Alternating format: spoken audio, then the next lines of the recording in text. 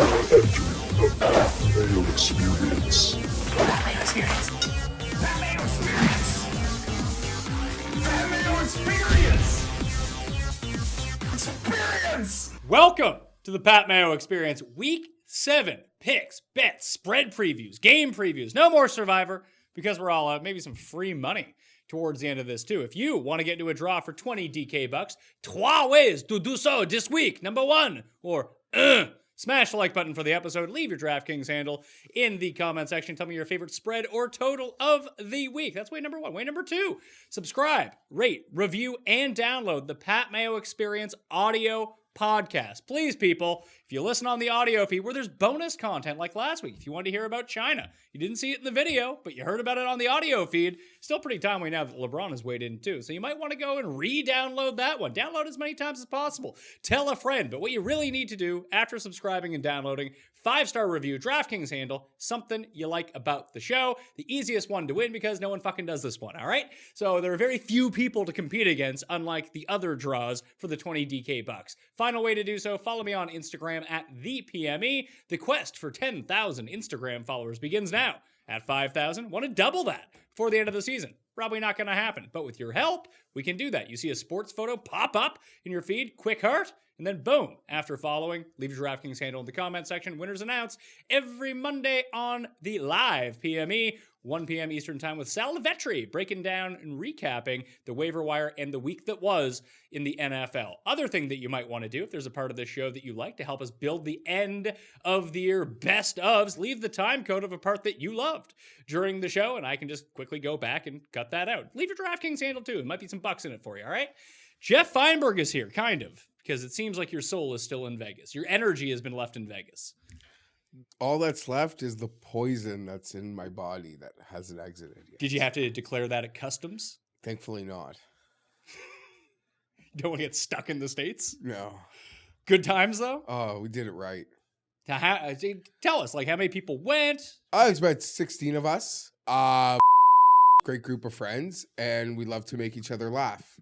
We're not really the dads who want to fuck. We're the dads who want to make their friends laugh. And we have a great time doing it. And we're accompanied by some of that Bay Street Jew money, and we have fun. Lots of fun then. Lots of fun. If you got all that money coming down with you to Vegas. Then... Oh, we got a couple guys who didn't get into this for a living. Oh, guys that actually made real money. Yeah.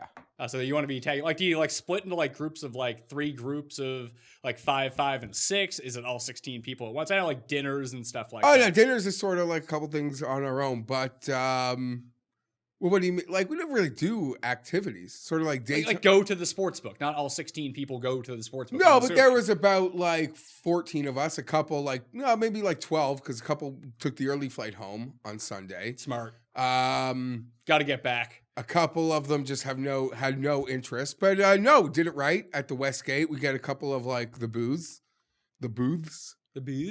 That I guess my speech is still. Did you stay and watch the Sunday games?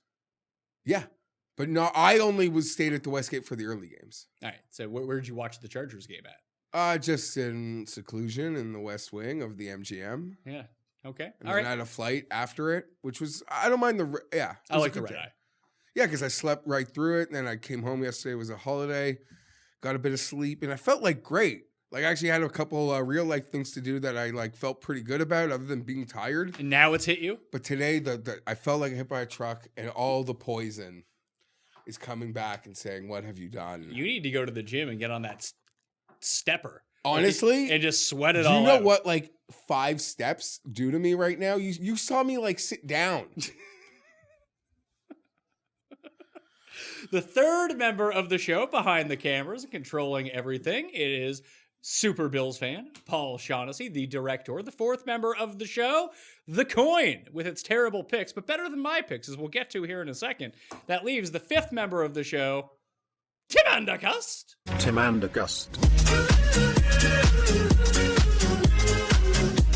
Not my name. Tim, when you went to Vegas, how many of you went on that trip? 5, 6. So have you done, Geoff, like the 5, 6, like the smaller group? Because I've only ever really been there for conventions and fantasy drafts. No, we don't really travel as a small group. Okay. Like, Yeah. what happens when you want to play blackjack? You can't fit all 16 Oh, of you we at a don't, table. we don't play together. I don't know. There's guys that have different ideas of how they want to play blackjack. And then there's times you want to like dodge somebody and you got to find a nice way to dodge them. I don't know. Is there anyone with like a secret gambling problem on the trip? Oh, yeah. Oh, yeah. Like CUST, is there, do you think But it's actually not, no, sorry. It's not really secret, actually. It's not really secret. like, There's literally a buddy of ours that just fucking disappeared for fucking 2.5 days. Went to 1.5 of 7 things. taking them losses at the table, or he's running real hot? No one has a fucking clue what this guy's about. The key He's is spotted like eating an ice cream sandwich. the But key again, is don't that- worry about it. He'll hear about it for a fucking decade. Because sort of like you and your buddies, like You get heat. we know we'll make fun of each other. Like we don't glad hand nothing. You know, you'll get told Tim, do you think that there was anyone on about anything. Jeff's trip who maxed out their credit card due to gambling losses? No, I don't think so.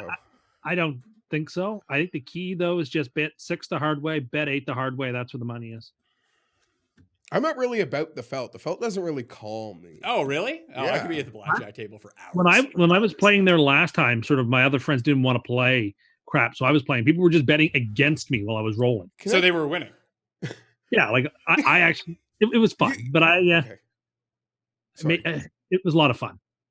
You know me fairly well. I'm not like a creature that likes to get out of his comfort zone. I don't really like to go places. I certainly don't like going out in the evening. So you're an indoorsman like Tim.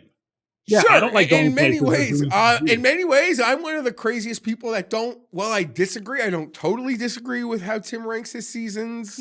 I'm a hard guy to get out. I don't play preseason games. I don't play regular season games. I don't even like to play fucking playoff games. But I tee it up at the fucking Masters. I'm Brooks Koepka. I don't practice. I'm the same way. I'm not a person who likes to go places or do things either. That's how I do it. I used to be pre-kid. I was out and about. Always you were. But not so much anymore. At home a lot these days. Going out and traveling is overrated. Significantly overrated. It's I don't know if it's the best use of one's resources. Maybe I fit into plane seats very well, so maybe I just enjoy air travel more. I enjoy air travel. Then why don't you go more places? Oh, I just like going to the places I like going and always going back to them. Thank you. That's exactly the way I feel. Like there's places my wife wants to go. I don't know that I could go there. Well, I mean, at least yours is Las Vegas. Tim's is like low rent KFC by his house. No, mine is more like San Diego or like Florida. But I don't really get the appeal of Florida. What do you want to be stabbed by a meth head? no, there I'm sort of forced there, but I have a bit of a comfort zone there. So I traveled to Miami. I sort of liked that. You went there for a bachelor party. We went to Phoenix for my bachelor party. Like, Yes, like that's the sort of stuff that's the type of travel I like to do. But of course, when I do travel, I've been told there's no curse. well, the curse travels with you. So like I'm traveling this weekend. So in theory, there would be no curse, right? Isn't that how your nonsense works? Maybe so. We'll see. But I mean, the time that you did go to Miami, poor John B. Anderson died. And that's where all the curse went that week.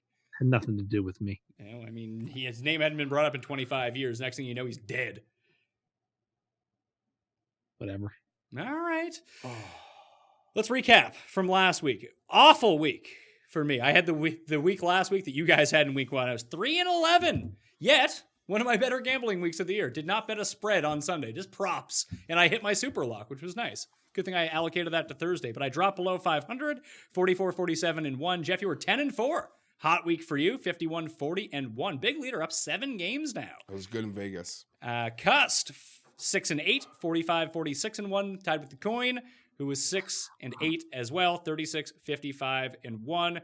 Jeff, you and I both hit our super locks. Tim, you lost your super lock because Tennessee is horrible, apparently. Evidently. Bad game. Tried watching that one. Tried to I watched it. Then I went back to do notes and rewatch it. I made it 4 minutes into it. I don't know why I made it my super lock since I knew that there was a 7-point dog who was going to win outright and I didn't pick them. But that's because I give bad advice. Yeah, apparently so. You didn't want to because you're afraid of the curse is why. No, I'm not afraid of curses. I'm That's why afraid of nothing. I've got air in my sails this week. All right, well, let's get to the Thursday night then. This game opened at 4. It is now down to 3. Kansas City at Denver. Denver is a 3-point dog at home. 48.5 is the over-under here. Patrick Mahomes dealing with an ankle problem. Fun fact about Patrick Mahomes and his recent woes. Tim went to Twitter at one point, I believe it was during the Lions game, and tweeted out that there may have never been a quarterback who's as good as Patrick Mahomes. Something to that effect. And ever since then, he's been kind of garbage. So, Tim, why did you curse Patrick Mahomes? I own him on my keeper team, and I'm 2-4, so I need him to start playing better than he is. I don't know what else to tell you. So he's probably going to play in this game. He might have a high ankle sprain. It looks like Sammy Watkins could return. It looks like Emmanuel Sanders could return. It does seem like if there was a week to sit him, it would be this week because you have the Thursday night game, then you have the mini bye. Hopefully you can get yourself right by then and keep it going. But the line just keeps moving towards Denver, which I found kind of surprising. Are we giving Denver a bunch of credit for these close losses they had at the beginning of the year? They beat the Chargers, who were banged up. They beat the Titans, who might not be any good. People are kind of down on the Chiefs right now. Money's coming in on Denver. It just strikes me as really weird, Geoff. Give me Denver. Why? Kansas City's in a real bad spot right now, and Denver could have been much better to start the year too. I mean, yeah, you're saying they're beating up on bad teams, but they were nose hairs from getting wins in those early games too. So I don't know. And I seem to be playing Denver or against the Chiefs and making a game on the field every week. It seems so freaking weird. The line is so low, the line might. I swear to you, this is reverse line movement because there's no way the public is betting Denver over Kansas City. I think they just hear they've watched Patrick Mahomes be bad in 2 big spots. They know he's injured, and they're just like, yeah, they're not any good anymore until he's healthy again. To then decide I'm betting on Denver, they're making that leap. I mean, they've won 2 games in a row. Kansas City has the worst rush defense, or one of the worst rush defenses in the league. We know that Denver is adequate at running the ball. They have 2 good running backs. I guess the way that I kind of see this game is there's different ways that it could unfold, obviously. But Tim, remember when you called the Raiders outright over the Bears, saying, what if the Raiders get up in this game? What are the Bears going to do? Now, the Bears did come back, and they kind of folded at the end. But what if the Chiefs just bomb it to Tyreek Hill first drive, they kick a field goal, and the next one they're up 10-0 after 10 minutes? Like, what does Denver do then? Nothing. There's nothing they can do. But yeah, I understand why the public or why bettors are on the Broncos. The Chiefs haven't covered 3 weeks straight, and they've lost 2 of those 3 weeks. They probably should have lost 3. The bloom's a little bit off. 4 weeks straight on the covers. It could very well be 4 weeks straight. I understand before that one. Yeah, I understand the trepidation. I'm going to take the Chiefs though because I don't like this Broncos team, and in a game where one team has a bunch of ways to score and one team has very, very few ways to score. And it's a divisional game, so it's not like the Chiefs are going to lay down for it. It's a must-win in terms of they've got a division where the Raiders have a pretty soft schedule, and they have a winning record.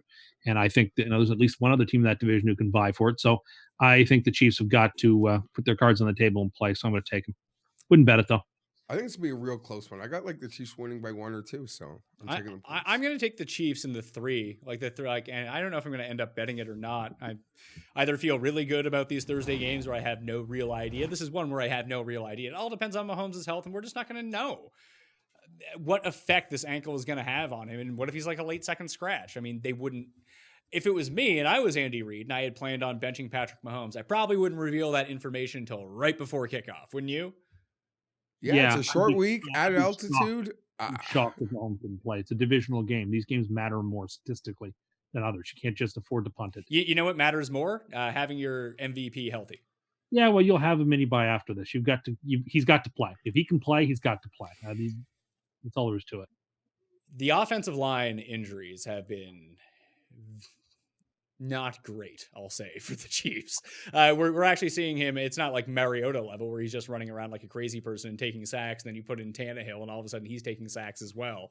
But they're not doing a very good job of providing him. And the one thing is Mahomes can kind of glide a little bit and still look like a very capable quarterback because he throws not on balance anyway, and his arm strength is good enough that he can kind of overcome some sort of ankle injury, but it's clear that he's just not precise on these passes. So that does worry me. And Tyreek Hill has had a history against the Broncos of just not being very good. But like I said, I'll lean with the Chiefs anyway here. Is there a number, would you bet the game? I don't know. Probably not. might end up playing a prop. If Sammy Watkins comes back, I'll probably bet over receptions on Sammy Watkins. But if he's out, then I don't know. Like, what if Emmanuel Sanders is out for Denver? Like, it doesn't seem like a huge deal, but I feel like for this offense, it is a huge deal. I mean, he was out the entire game against Tennessee, and they managed to win. So, I mean, it's not like they can't like persevere without him. And I suppose this is a bit like. Do you think that the Chiefs get shut out against Denver? No, I don't. But then I didn't think they were going to score 13 points at home against the Colts either. So, or the Raiders shutting them out 3 or 4 quarters, or the offense having trouble scoring in the second half this week against the Texans, whose defense is far from great. So. I don't think the Chiefs are a slam dunk 30-point team anymore. We've seen it so far this season. That isn't the case so far. Tim teased against the Chiefs the first 2 weeks of the year, and then he put the Chiefs on his teasers the next 4 weeks, and they have not covered those spreads. That's not true. They did cover one because I won one. Oh, yes, that's correct. The poor Chargers let you down last week. Yeah, but this number is unteasable. But you already guaranteed that they were going to win. I didn't guarantee anything. I mean, that's what you were talking about earlier. No, I didn't. I said I think they're going to win, but I mean, I wouldn't bet it. All right. Next game. Let's go to Monday night. New England at the New York Jets. Why are we doing this? I was ready for this to be the grand finale. Jets plus 10 at home. 43 is the over-under. Tim said last week on the show, if the Jets beat Dallas, they will make the playoffs. And he said that they would lose this game. But in the interim, on Sunday night, Tim went on Twitter, Geoff, and do you know what he called this game against the Patriots? What? A bye week. Oh. So, Tim, the floor is yours.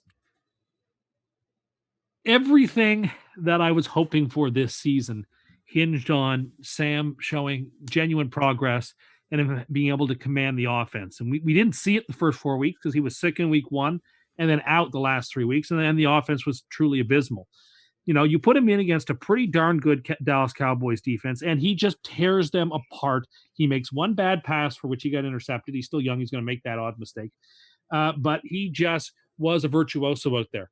And when he's playing like that, there is nobody who's beating us. And that's how good our team can be. It's not that we're going to win every game. We're not going to win every game. We're going to lose games. But, you know, you look at what is by far the easiest schedule left in the Jets, and you have the Patriots offense has been god awful. And if you remove their one really good game against the Steelers in week 1, when the Steelers, you know, probably aren't that good anyway, their offense is incredibly pedestrian. I mean, I don't know that the Patriots can score enough points to beat us. Is the honest to heaven's truth. The Patriots win the game because they score on defense and special teams. Now that can happen. Sam could make a mistake. We could have a fumble. The referees could once again have the game fixed. You know, like that all these things are in the realm of possibility. But I think the only way the Patriots win this game is if they score on defense and special teams. I don't think their offense is nearly good enough to score enough points to beat us on their offense and our defense. You know, there's a decisive edge, you might say, to our defense. And our offense, again, they have the best defense in football, so I will give them full credit that they're a great defense. But I still think with Sam under center, I think 24 is the minimum that we should score. And, you know, everybody's healthy. I expect, you know, I don't know if Mosley will be back or not. I kind of hope he is because we could really use him in the middle to continue to wreak havoc. Just this team is so good when everybody's playing. And like the team that they built in March and April and May, we finally got to see that car go for a test drive last week with a massive national audience. You have the biggest team in the NFC and the biggest team in the AFC facing off at 5:00 on, you know, the game of the week. And the Jets with, you know, 100 million eyeballs. I'm exaggerating, but, you know, there's probably 50 million, 60 million viewers. Absolutely, you know, showed the world that we are the team to beat in the AFC in a lot of ways. If we can get into that tournament. But we got to get in. The AFC looked pretty weak. You got the Patriots and you got the Bills, who I think are 1 and 2 in the AFC. And then I think there's a gap. And then there's no other teams. The Jets gave everybody a 4-game lead. You know, they double bogeyed the first 3 holes. So they've got a ton of work ahead of them, but they happen to have, you know, the driving distance of Dustin Johnson and the short game of Jordan Spieth. So you put these things together, you can put together a lot of low scores. And that's what we've got here in front of us now, is an opportunity. By winning that game, you look at the schedule, there was only a couple of games left against teams with winning records. And one of them, like I've got my doubts about Baltimore still to some degree. That Bills game, who knows what they'll need. I mean, that could very well be flexed into prime time. It could be a fight for the division, or probably more likely fight for the wild card. Like there's a lot of things. The team is really good. The team played really good. If we can stay healthy, this team can hang with anybody. I think this number is dumb. I think it's way too high. And so, Sam should not be a double-digit underdog against anybody in any circumstance, let alone at home. That's foolish. You've got one of the 2 or 3 or 4 best quarterbacks in football when he's healthy, getting this many points. It's an absolute outrage. So we're teasing him up. I'm just telling you right now, this is my super lock of the week. There's no doubt in my mind. It's going to be ours. It's Monday Night Football. If anyone who didn't see us on Sunday because they were watching some other game will get to see us on Monday, and then there will be no doubt. And in some ways, I'm kind of glad it's the Monday Nighter because it's a primetime solo game against Brady, the torch passing, in prime time from failing hands to new hands. I'm very excited, but this is everything I wanted. I'm so excited for this. This is going to work out very well. So yeah, that's my thoughts. There was a question from the audience, sir. All right, well, we need a new schedule or a record update here. The Jets running the table. It sounds like they're running the table. No, I don't think they're going to run the table. There's probably 2 losses out there somewhere. It's the NFL. Who are the losses against? Because we did this last week, and you only had them losing to the Patriots, and now you have them beating the Patriots. No, there's some combination of Bills and Raiders and Ravens, I guess. 2 of those 3, I suppose, could trip us up. But I kind of think we're going to win them all, except maybe that one against the Bills at Orchard Park. That could be super tough in week 17. But everything could be on the line that day if we play our cards right. So I don't know. You look at that schedule, there's just not many losses. We're going to be favored, I think, particularly when we win this game. We're going to be favored in a lot of those games. And the league better watch out because the Jets are a sleeping giant, and that win sort of propelled them. Who had the Jets as their super lock last week? I believe it was you. That was I. Great call. Who here was the person that's actually always like Sam Darnold and thought he was the best quarterback in the class? He's not. Josh Allen is, or Lamar. But of the people at this table, who's the one that always had him at number 1? You did.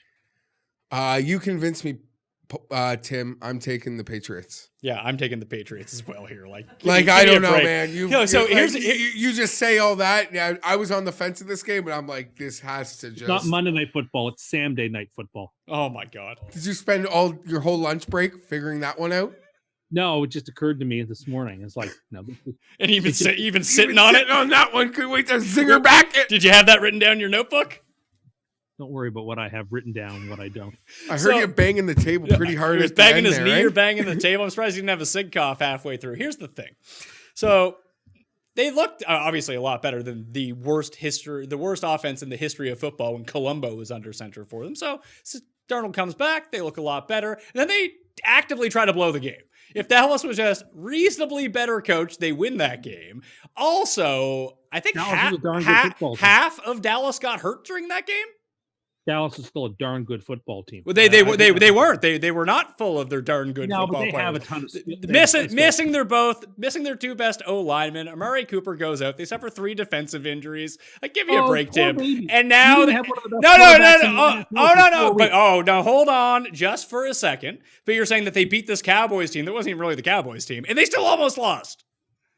The Cowboys are a darn good football team. And I'm sorry, I'm supposed to feel bad for their injuries. We didn't have one of the very best quarterbacks in football. You came on here and fucking cried for what, Geoff? 3 weeks? Well, I'm not going to get my hopes up. The season is dead. Everything is so bad. We lost week 1 because Sam was sick. Although that wasn't true at all. But I like to believe that because I with my twoof. The Patriots are going to win 30-0. I have watched that Robbie Anderson touchdown with no word of a lie 50 times in the last couple of years. years. You know who that play doesn't happen against, pal? The Patriots. Oh, yes. No, the Patriots never get beaten for big plays. Tyreek Hill hasn't burned them 1,000 times over the last couple of seasons on long touchdowns. Yeah, you're right. The Patriots are the greatest defense. They're the 85 Bears. No one will ever score against them. Understood. What are we doing here?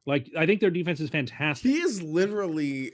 But I think the only person that is doing what you've done that could get away with what you are pulling off. Is that person who got mocked on Twitter for doing this? Is the guy in the White House. To literally take such a stance, and then here we are 2 weeks later, and we're supposed to forget that, like nothing matters.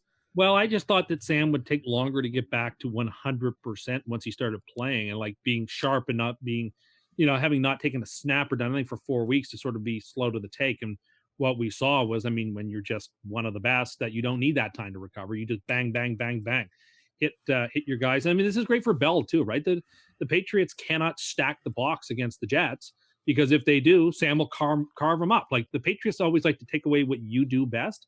But the Jets are so fantastically constructed that it's impossible to do. There's nothing that the Patriots can take away that would be your best, because if they try to take away the run, then Sam will throw it all over them. If they try to take away the passes and the Jets spread out, then Bell will run for 160 yards and kill them that way. So we're a team that Paul has something to say. Paul? Tim, you literally said you wouldn't let yourself get excited about this team like 2 weeks But then they ago. won this game. They look so good. So we're T-minus. T-minus how many weeks until you have the mark my words, the Jets will win the division tweet? Like that's happening in like a month. No, I don't think. I think the division is out of grasp. We're too many games. No, I mean 20. But if you 2020 win on division. Monday, No, It opens up the door for the Bills. even if we win on Monday, it only splits the season series, but it does open the door for the Bills. The Bills are probably a better team than the Patriots anyway. I'm more afraid of them than I am of the Patriots. Well, you should be, because here's why. When we last saw these teams, like when they weren't playing like a disabled version of the Cowboys, they played the Bills in week 1. And what did the Bills do, who don't have a very good offense? Just move the ball up and down the field against the Jets and just relied on Josh Allen basically dropping the ball in order to score points. And they couldn't move the ball against the Bills. What are they going to do against the Patriots here? Come on now. What do you mean, come on now? You saw. Yes, like you're really living up to your insane person title here. I am delighted that the Patriots get to come into Gotham City on Monday Night Football and take a loss. It's going to happen. I'm excited about it. We're just so good. Can we also not forget that in that take, he pretty much put the Jets on the Cowboys level in terms of importance and popularity. He called them the premier AFC franchise. Yes, it's the premier AFC franchise versus the Patriots on Monday night. I see. Yeah, it's not even the premier. Yeah, man. It's not even the premier franchise of New Jersey.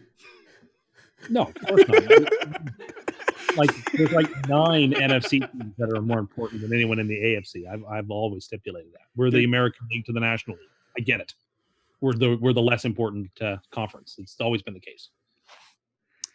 Say, what would the Jets rank in the AFC in terms of like important franchises? 7th?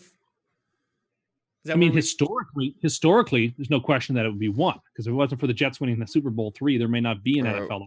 Patriots, Steelers, the Raiders, probably, the Chiefs, the Broncos, all teams with more clout.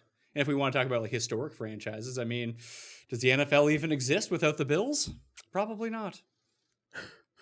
I don't know what Ralph Wilson out there lending money to everyone to start their franchises. I don't know what you think you're doing. You're trying to get me upset about something. It's not. What you're saying just doesn't make any sense, is what I'm saying.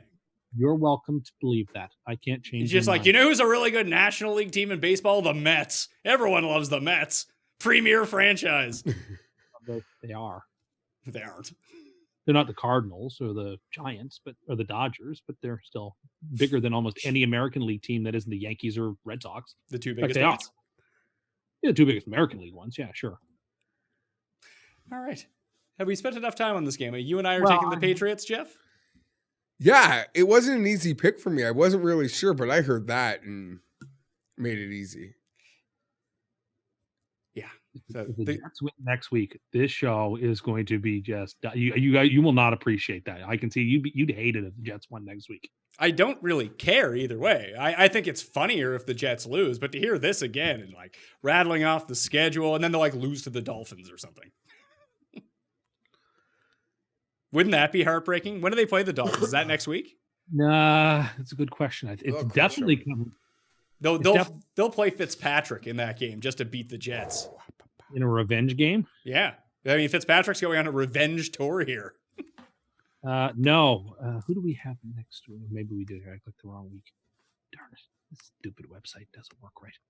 You mean you don't know how to use the click on the mouse? It doesn't always work the way I want. All right, so let's go to New Jersey's premier franchise then to kick off the 1 o'clock slate. Arizona at the Giants. This game opened at 2.5. It's now -3 Giants. Patrick Peterson returns for the Arizona Cardinals. The over-under is 49 in this game. Weird. It looks like Shepard is going to be out. It looks like Ingram could be back. It looks like Godwin could be back, and potentially like 50-50, maybe 40-60. Saquon is back here. Why are the Giants favored by 3? People seem to believe in them for some reason. I like Arizona only because there seems to be a respect out there for the Giants that I don't think is warranted. I don't get Just it. a Western team traveling to the Eastern time zone to play an early game. The Cardinals haven't beaten anybody good. The Giants are coming off a mini bye. It's in New York. I understand why it is. I think these teams are actually pretty evenly matched. So given that it's in New York, I buy it. I mean, I'm going to take Arizona in the game because I'm going to take the points because I think they are evenly matched teams. But I think it's a perfectly fair line. Yeah. Yeah, like, who do you think is better, Kyler or Danny Dimes? Like, Kyler's a lot I don't better. know. It's I think it's too early. No, I think Daniel Jones is actually a really, really good quarterback. Kyler has stepped onto the field like since week 1 and been good.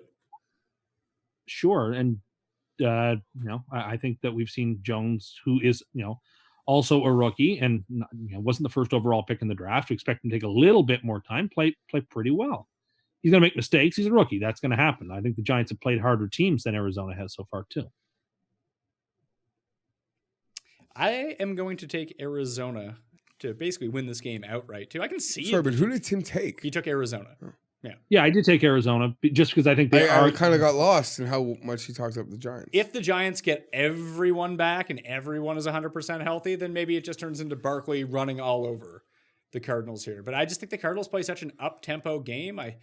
Kingsbury has proven he can move the ball down the field. He just needs to stop settling for field goals every single time down the field. And we even saw this with Detroit. I know they got screwed by the refs on Monday night, but like at some point, ending your drives and having them result in 54-yard field goals every time just isn't going to cut it. Like you go for one of those 4th downs, you press it down the field, and you try to get the 7, and that's how you end up beating the Packers because eventually they're either gonna get gifted something by the refs or they're gonna flip a switch, and some guy, the Lazard Queen, is gonna catch some sort of rocket from Aaron Rodgers. It's gonna be out of control. Like I agree with Tim. I think these teams are pretty even. I think that the pace of play that Arizona can dictate on their opponents is just going to be too much for the Giants here. So I like Arizona. I don't love the game, but I like the 3. So you like Arizona as well? Round of Arizona?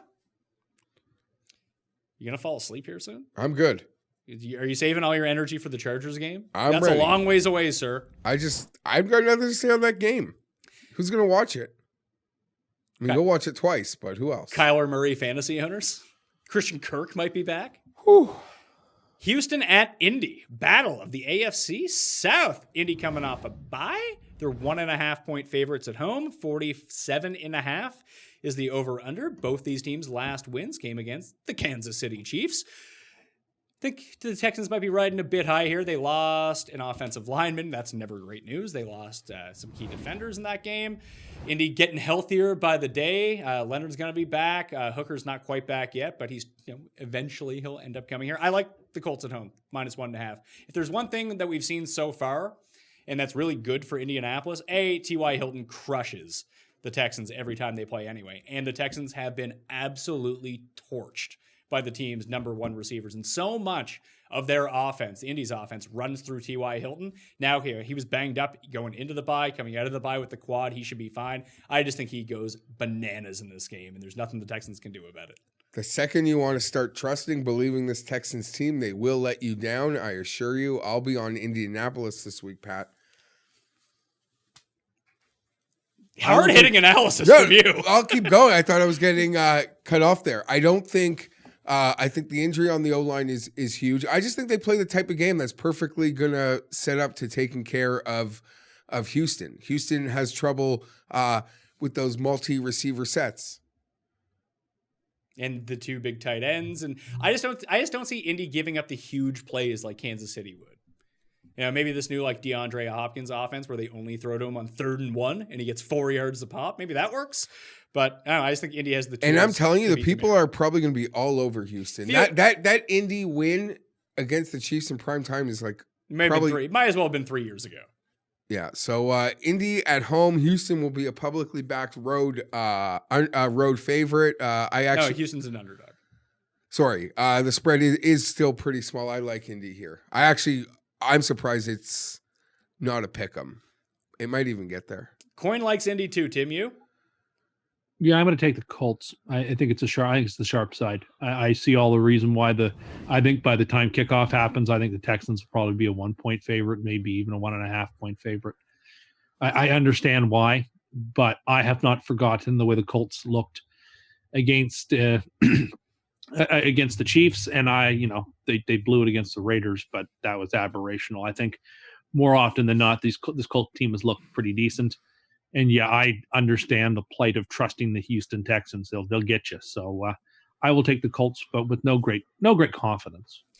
Jacksonville at Cincinnati. Cincinnati had one of the all-time kick you in the nuts covers last week. I know you guys both Not had for them. me. I had it. I had Baltimore. Baltimore just Cincinnati returned the opening kickoff, did nothing for 59 minutes and 40 seconds, and then Dalton runs one in at the end to cover. They just got dominated the entire game and covered the spread. Good on them. But they are 3-point dogs at home to the Jags. 43.5 is the over-under. They're missing both their starting corners right now, the Bengals, and the guy who's going to be elevated, Webb, into their quarterback 1 spot is dealing with a broken forearm. Minshew should go nuts in this game. Fournette's going to run all over them. The one key to the Jags here is that they have really bad run defense, but game script, if they can get up, then all of a sudden you really can't use Mixon to run the ball because you're going to milk too much time off the clock. This is in consideration for Superlock with me. I don't understand why this spread isn't bigger. Are people just off the Jags because everyone took them last week against the Saints and they lost? No, it's because the last several weeks they've had trouble scoring. This is not a team that generates a lot of points. And, if you're asking them to cover on the road at their 3-point spread, you're expecting them to have to score. I mean, what's the over-under? The over-under is 43.5. So, Vegas thinks they're going to have to score 20 some odd plus points in order to cover this number. And I don't think they should. I think the Bengals, on a neutral field should not be a 6-point dog. I think that this number is a bit elevated. I'm getting the full 3 to take the home dog this year. I mean, underdogs have been the way to play games over and over. I think this is a spot where I don't think this Jaguars team is good enough to be giving 3 points on the road. So give me the Bengals. I got to pick the winner here. I like Jacksonville significantly, I think. I don't think I'm as confident as you, Pat, but I think they are the better team. I think they're set up to cause a lot of problems for the Bengals. I think they can take advantage of a lot of things that just weren't there for them. The Saints Sharp, is good. DD, none of them could gain any sort of separation there. The Bengals O-line continues to be a train wreck. Maybe it sets up for a short field or two. I believe the Jaguars are the better team, so if it's a 3-point spread, I got to believe they can find a way. If I lose it, I'm not shocked, but I could see this being real money. As long as the line doesn't crater up. And it's not like they scored 6 points. Crater up I is a just weird feel like thing, last right? week's performance and that atrocity against the Saints is just sticking out in people's mind. They scored 27 the week before against a good Panthers defense. They scored 26 the week before that against the Broncos. And then they scored 20 against the Titans on Thursday Night Football. The offense, if they get to 20 points in this game, they're covering the 3. I doubt it. I think the Bengals win the game. So if the Bengals up to, they're part of my teaser. You tease them up 7 points. Oh, you're doing a 7-point tease. So you tease the Jets to plus 17? Yep, and we're teasing up the Bengals. Wow. So the Bengals teased up to plus 10? Yep. I'm kind of excited for you to win all of your teaser games going into Monday night and the Patriots to win 45-0. That would be even worse than the time we lost 45-3 on Monday night to the Patriots when we had one of the best teams in the NFL. But then we went into Foxborough in the playoffs and beat them. How'd that work out? Well, good, because we won and they lost. Yeah, but I mean, the next week. No, the referee stole it from us in the championship. Never the Jets' fault, is it? Always some sort of excuse. According to players on the Jets, like Braylon Edwards, it's Brian Schottenheimer's fault. It was that he called a terrible first half against the Steelers. But it's also the refs. They got screwed. Well, there was a holding call on the third down that anyway, you know what? I don't need to rehash these painful memories. Let's move on. Rams at Atlanta. I'll go. The Rams are favored in Atlanta by 3 points. 54 is the over-under. The way to play this game just might be the over. So Talib was put on IR by the Rams, and they just traded before we came on Marcus Peters to the Ravens. So I don't know how their secondary is looking at this point. Go ahead, though. I kind of like the Rams. I will hammer the Rams. You guys know how hard I have been on the Rams. They deserve to have been picked on as I have. But Atlanta, as it's been put out there, is the get-right team. You got problems, you play the Falcons. You'll get it right. They can't do anything. And we'll get there soon, but unfortunately, the Chargers are probably that team in the AFC right now. Oh, I don't think so. Yeah. We can't tackle. We can't protect the quarterback. It's the same problems. You got two half-decent receivers. You will run wild on Atlanta. Yeah. Get right week for the Rams. This could be a super lock. This could be a monster. I like the Rams in this game, too. Just very briefly. I think How's that for analysis? That's good. I like it. Sorry, I'm back. I'm trying. Yeah, I like that you're stepping into it. You wanted the lead on that one. I like it. So, Well, I actually have a pretty strong take on this, and it's the exact opposite side. all right, let's hear why Atlanta's going to win. I think this Rams team has been terribly, terribly overrated. But this is get right. They've been figured out. And I think that the Falcons are just a desperate football team. This is it. Like, their season is completely and utterly finished. Should they lose this game, Quinn doesn't probably make it past this week. I think all things are on the table this week. I think everything they've got, everything they have is going to be thrown at this game. And you're going to give me the home dog. I like it. I don't trust this Rams team enough right now to go on the road and score enough. The Falcons, they scored 33 points last week. The offense is still scoring. They scored a bunch of points against the Texans as well the week before. I think the offense is going to put up between 24 and 31 but all of these points are just coming in garbage time. All of them. But Matt Ryan is essentially Blake Bortles from 3 years ago. No, their best trait is Matt Ryan accumulating passing yards when they're getting their ass kicked. That is the best trait of the Falcons. Yeah, so that's why I like the over in this game. Like they'll be down by 28 points and then storm back to make it a one-score game, maybe. But they'll put up some points on the board. They have talented players. They have no pass rush. We've seen the teams that have given the Geoff the most problems, and he's been Goffle. However, if you can't get in his face and he actually has time to throw, he has as many weapons, if not more, than the Falcons team, and he can make these throws not under duress. And Matt Ryan is going to be under duress in this game. I will say, to defend Tim, this next McVay, we got to find this next McVay talking point, is incredibly obnoxious. You should still be looking for the next goddamn Belichick. Agreed. You're not going to find it. Well, I don't know. I'm not trying to. You know who it's not? Anthony Lynn. McVay is very Sure, whatever, man. Or Zach, the fellow who's coaching the Bengals, who still doesn't have a win yet. I'm sorry. The Niners, I think, have a good defense. They don't have a great defense, and they held the Rams at home to 7 points. The tree of McVay is not off to a hot start either. I mean, the friends of Sean McVay. But for the friends of McVay, you say that the Niners don't have a good defense, but I mean, they're top 5. No, your favorite DVOA. I don't think they have the best defense in football. No, the Patriots. Yeah, that'd be the Patriots, the team that you just said you're going to mop. Well, it needs to be the best defense in football because the offense is desiccated and getting worse and worse by the game. I mean, I don't know what else to say other than I would not bet this. I would take the points. These are two teams that I don't think deserve anybody's trust. I think the smart, sagacious thing to do is just don't touch this game, and you'd be happier for it. But if you are so inclined to bet it, I think you have to take the home dog. I think that line is I think they're begging you to take the Rams here, and I'm going to take the Falcons. Does Gurley playing or not playing, Geoff, affect this for you at all? No. Yeah, it doesn't for me either. I don't think you even want why even try to run against the Falcons? Just pass all over them. That's all you need to do. They have to count. Their pass rush is the equivalent of counting 10 Mississippis. Just stand there and look around the field. Goff can get through his progressions that way, I think. Instead, he had shades of Matt Castle last week, throwing bounce passes to Robert Woods and Cooper Kupp. It was embarrassing how bad he was last week. Is the new Bosa, was Tim right? Is the new Bosa actually the good Bosa? Well, they're both good Bosas. But he might be even better. Well, one of them's getting triple teamed, but he's special. The family of, yeah. They're pretty awesome. Next game. I don't know what to do with this. Oh, I'll game. tell you exactly what to do with it. Miami at Buffalo. I'll go first again. Minus 17, the Bills are favored by right now. 40 is the over-under. The only thing that I could figure out what to do to this game when it was 16.5 when I looked at it was tease them down to minus 10 and tease the under up to 46.5 would be my move. But, like, do I really want to take the Bills to cover 17 points? Like, Miami is not immune to scoring 2 defensive touchdowns in this game randomly. I think the Bills win. I don't think it's going to be, like, super competitive. But it's a lot of points for the Bills to cover. They're not that good on offense. I need you to know the Dolphins are as bad. They really are as bad as you think they are. And the coach on the Redskins last week is an absolute moron that gave the Dolphins life. You for saying that Bill football Callahan game. is not a good coach? Hear me out.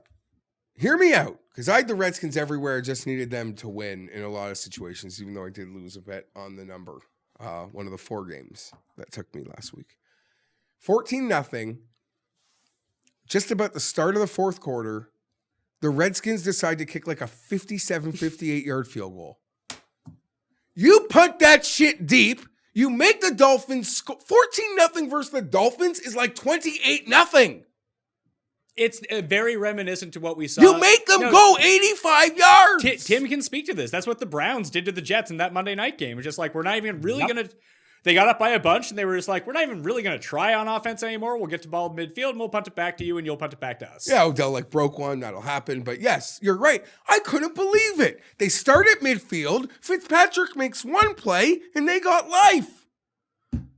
What a moron. It's almost as if a coach who changed his entire game plan the night before the Super Bowl and cost his team a Super Bowl doesn't know what he's doing. I couldn't believe that. Like, I get it. Like, there's situations, but that's one, like, 14-28, like, versus Miami.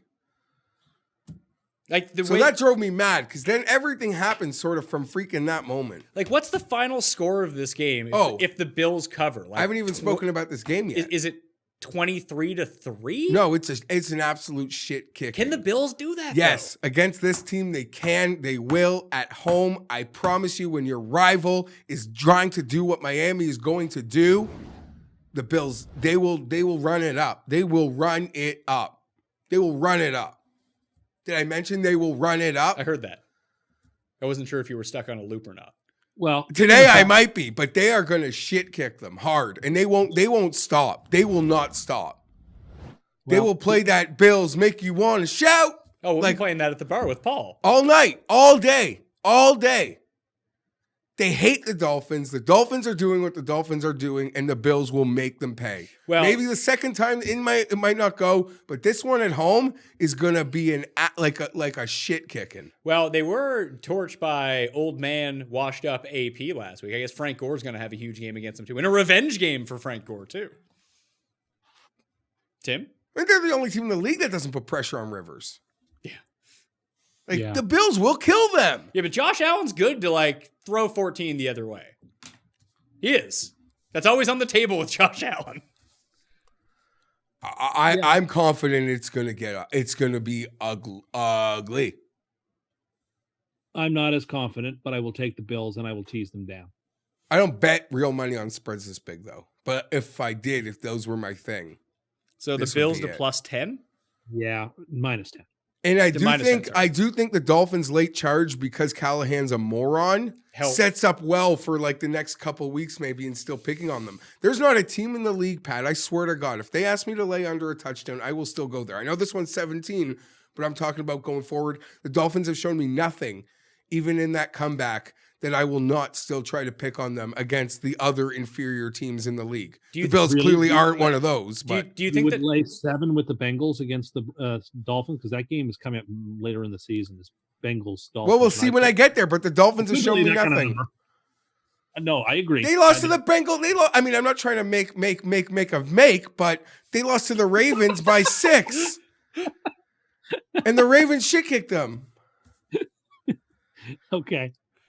You don't want to be making a make. You can't do that. You don't want to make a make. That would be bad. No, I don't want to make too much of like Team A versus Team B means Team A versus Team C. Yeah, no, I get you. I know I didn't say it properly. So but it looks like Rosen's going to start this game, which as he should. They got to let. I agree, which helps the Bills. They turned a second, right? Yeah. So you got to die with it.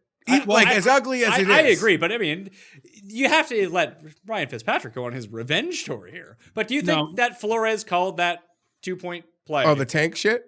Yeah, to tank, because that was like the worst play in the history of time. There was there was a 0% chance that play was going to work. Well, he doesn't call offensive plays, and secondly, no head coach wants to go 0-16. That is a black mark against. No, not if they line your pockets and be like, listen here, Marty.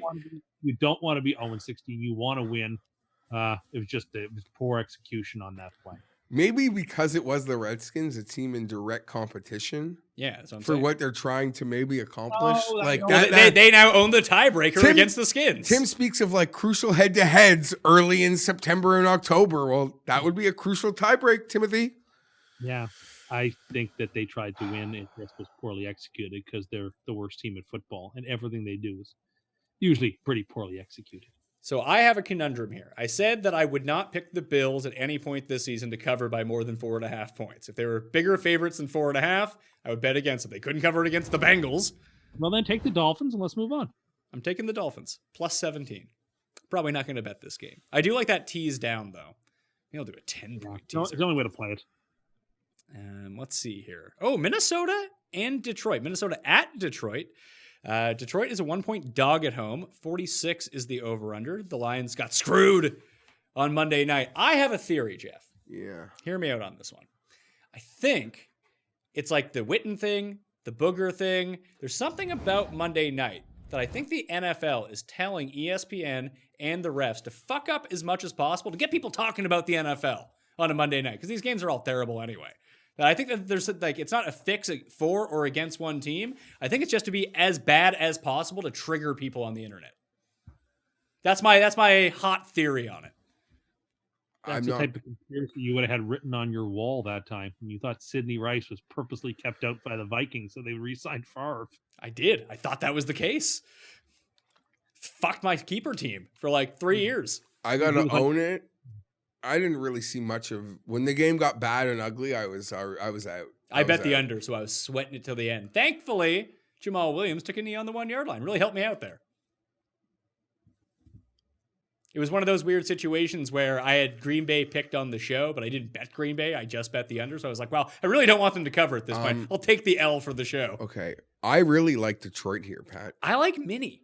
See, as someone that thought Minnie was in a great spot last week, and the Eagles were sort of set up to sort of really screw people over, I'm just sort of taking that win as a spot game, and I think they're going to be screwed again. Like, I'm not overrating that win. I think that win was a good spot for them. The consensus was Kirk Cousins sucks. No one wants to touch this team. The Eagles are so much better.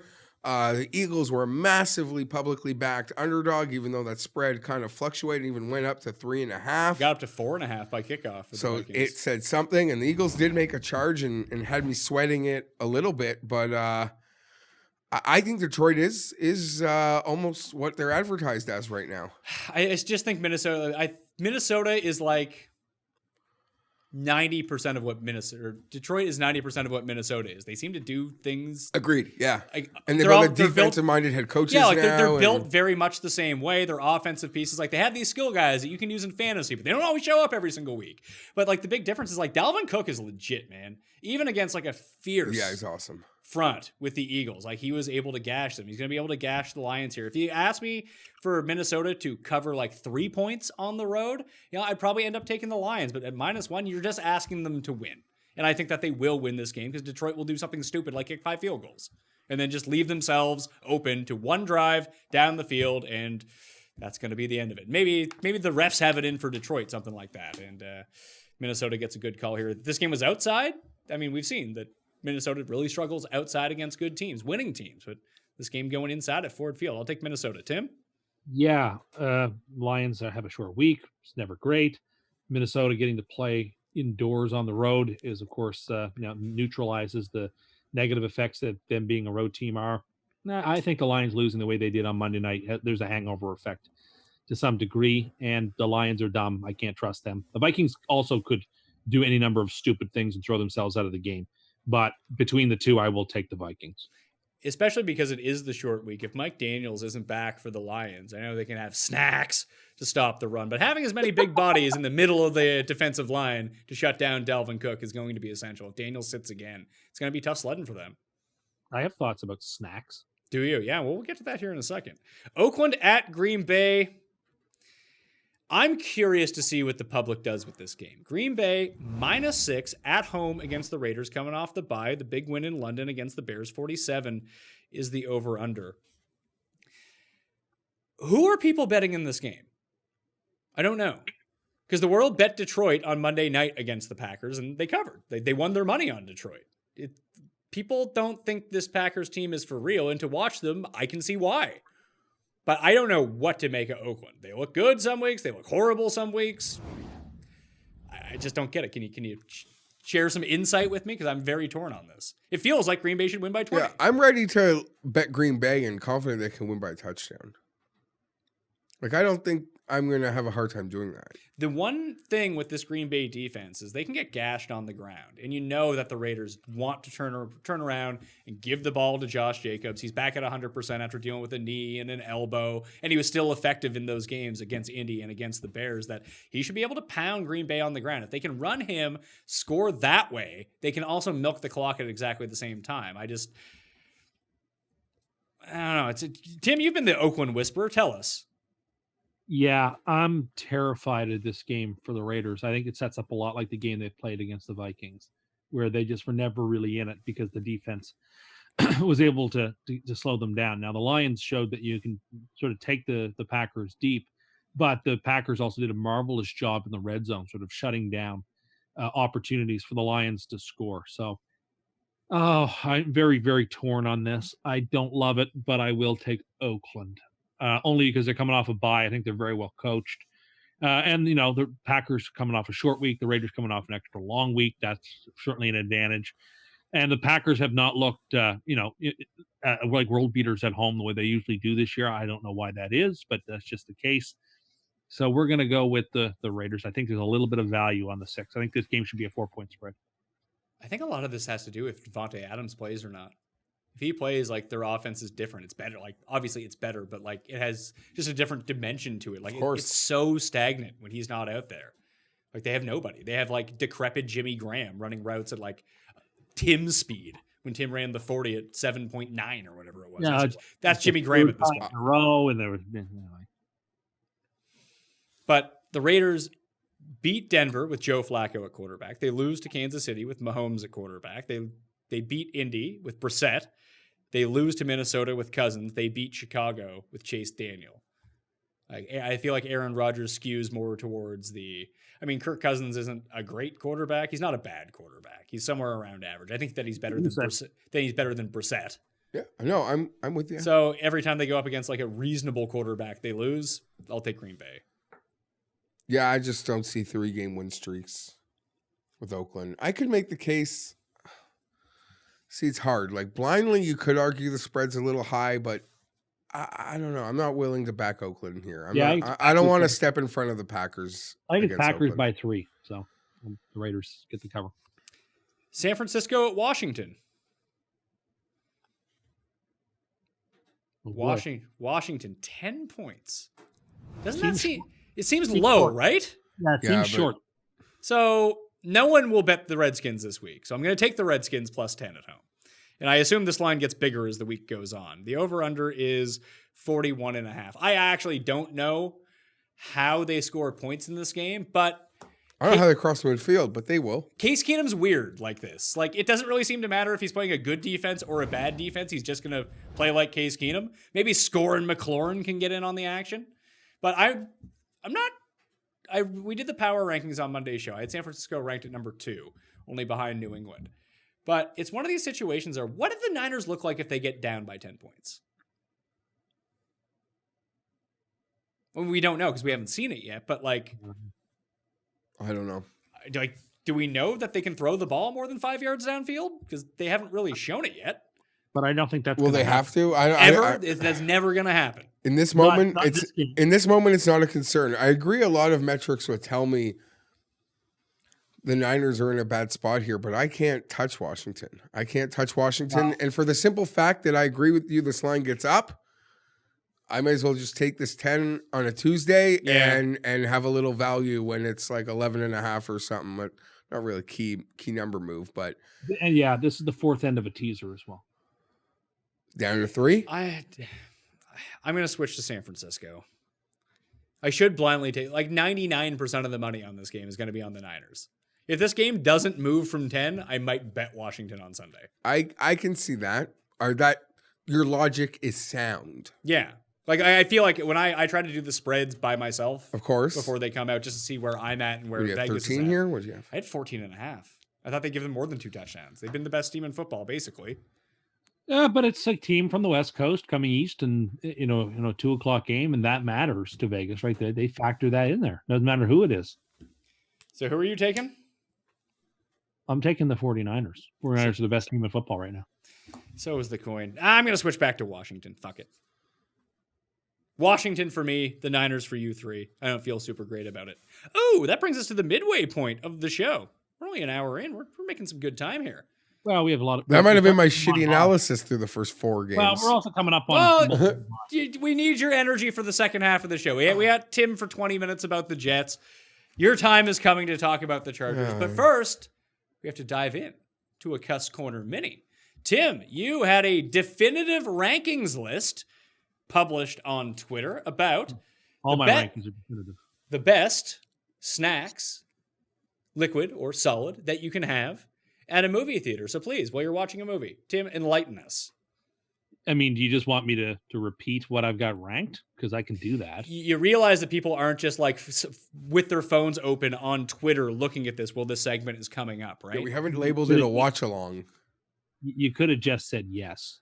I don't know where you would think about it the other way. That seems insane. All right, fine. Movie theater snacks definitively ranked. Number 1 snack, and this is this is almost in a tier of itself, is the fountain drink. Particularly DC, but it doesn't have to be DC. You can get regular Coke or Coke Zero, that's fine. Or Sprite if you're feeling adventurous.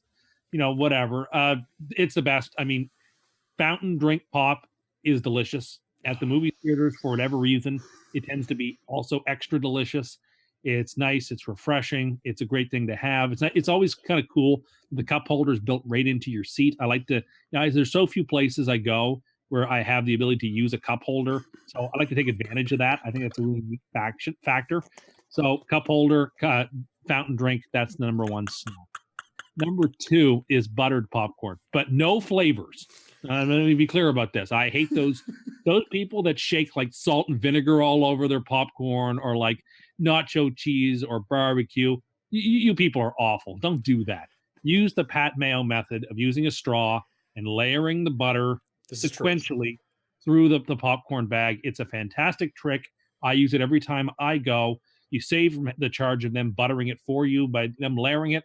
You can do it yourself just as efficiently, as long as you're allowed to have a straw, of course. I don't know how hot butter through a paper straw would work, but assuming that you can use a real straw, then buttered popcorn is definitely number 2. Shall I continue, or do you? You can just list them off. We don't need like your detailed analysis of each of these ones. Okay, people can figure out popcorn at a movie. I agree with his no shakers or any of that. Oh yeah, we'll just. I want him to finish the list, then we can talk about it. Licorice, number 3. Particularly black licorice, of course, if they got it, but red if that's all that's there. I mean, red licorice is not really licorice; it's just candy. Real licorice is black licorice. Then Whoppers. Whoppers are a fantastic theater food. They're crunchy. They're delicious. They're solid. Why would you want something crunchy in a movie theater? They're also, because I like it. And they're also terrible. They're disgusting, and they're also the inferior malt candy in like the brand. Well, that's your opinion, and it's a mistaken opinion. After that is M&M's. Plain is the best type, so go for plain. If you have to go for peanuts, I hate the peanut ones, but I suppose if you have to go for them, go for them. Caramel ones are actually quite delicious too. Then Swedish fish. In Canada, they're Swedish berries. In the US, they're Swedish fish. Those are fantastic. Tropical Skittles, not the regular ones. I don't care for the regular ones. Tropical Skittles is where it's at. Then Dots. Then Junior Mints. What are Dots? Like Jujubes. They're like Jujubes, kind of. Very, very small. Smaller than even regular Jujubes. Okay. Not exactly. Then a Gap. The So you can Juji, see that thing from Seinfeld. outside of popcorn, I have a real antipathy towards people bringing hot foods into movie theaters. I don't care for it. I think it causes odor, it smells, it disturbs people. I don't like it. But if you must, sandwiches, like a hot dog or something, then fries, then nachos, and any of those fancy coffees that people are making these days. People seem like, if you're going to TIFF or, Sundance, you got to have. Have you ever been to one of those two things? No, I haven't. So how do you know? Because movie theaters are now offering like specialty coffees that you can have at the movie theater in some places. Have you been to a movie theater that's done that? Yes, I have. No, Where? Where? They're around everywhere now. Like there's coffee bars now in movie theaters all over. Okay, so why would it have to be pointed out that they do it at Sundance and TIFF when they do it at the shitty theater that you go to? That's where it would have started, and it sort of trickled down. Okay. Then a Gap, any kind of alcohol, I just do not like at all. People, again, it's millennials who don't go out very often. So if they go to the movies, they feel like they have to have a boozy, coffee. That's actually untrue as well. That really started in Europe. Or a glass and it's been that way for a while. Don't care for it, don't like it. So it's alcohol. And then DFL, and there couldn't be a big enough gap for this, is Sour Patch Kids. That might be one of your all-time worst takes, like your anti-Sour Patch Kids. Trash can. Yeah, that's easily like a top 3, but okay, so let's go through this. Fountain soda is fucking disgusting. And so just cross that off. Get yourself you're going somewhere to sit down for a few hours. Like, you don't need to be even fatter with everything that you're going to eat here. Then have Diet Coke. Diet Coke has got no calories. What do you think comes in with fountain pop? What do you think? It's not the same as canned pop. Hey, canned pop actually does taste a whole lot better. Even bottled soda tastes a whole lot better. The syrup that is put in to preserve this awful fountain pop and mix it together with the water, it's not good for you, Tim. Yeah, but I mean, if you have Diet Coke or Coke Zero, it's not fattening because it has no calories. Okay. When I read Tim's list, I exploded in laughter at the fact that fountain pop was number 1. And I saw Licorice High, and I knew he was clearly referring to black. Fountain pop is the number 1 thing. It's gross. Absurd. It's really absurd. Gross. It doesn't even make sense. What do you mean? It's great. It's something cool and refreshing to drink. It's not even cool. It's pop. But it's not. Yeah. It's inferior soda. Well, whatever. I don't think it's inferior. It is. It is inferior to a can of whatever you want. No, sometimes fountain pop is better. I actually am one of the crazies. Which kind? McDonald's? McDonald's, you think Coke from a fountain at McDonald's tastes better than a can of Coke? Yes. That is fucking insane. No.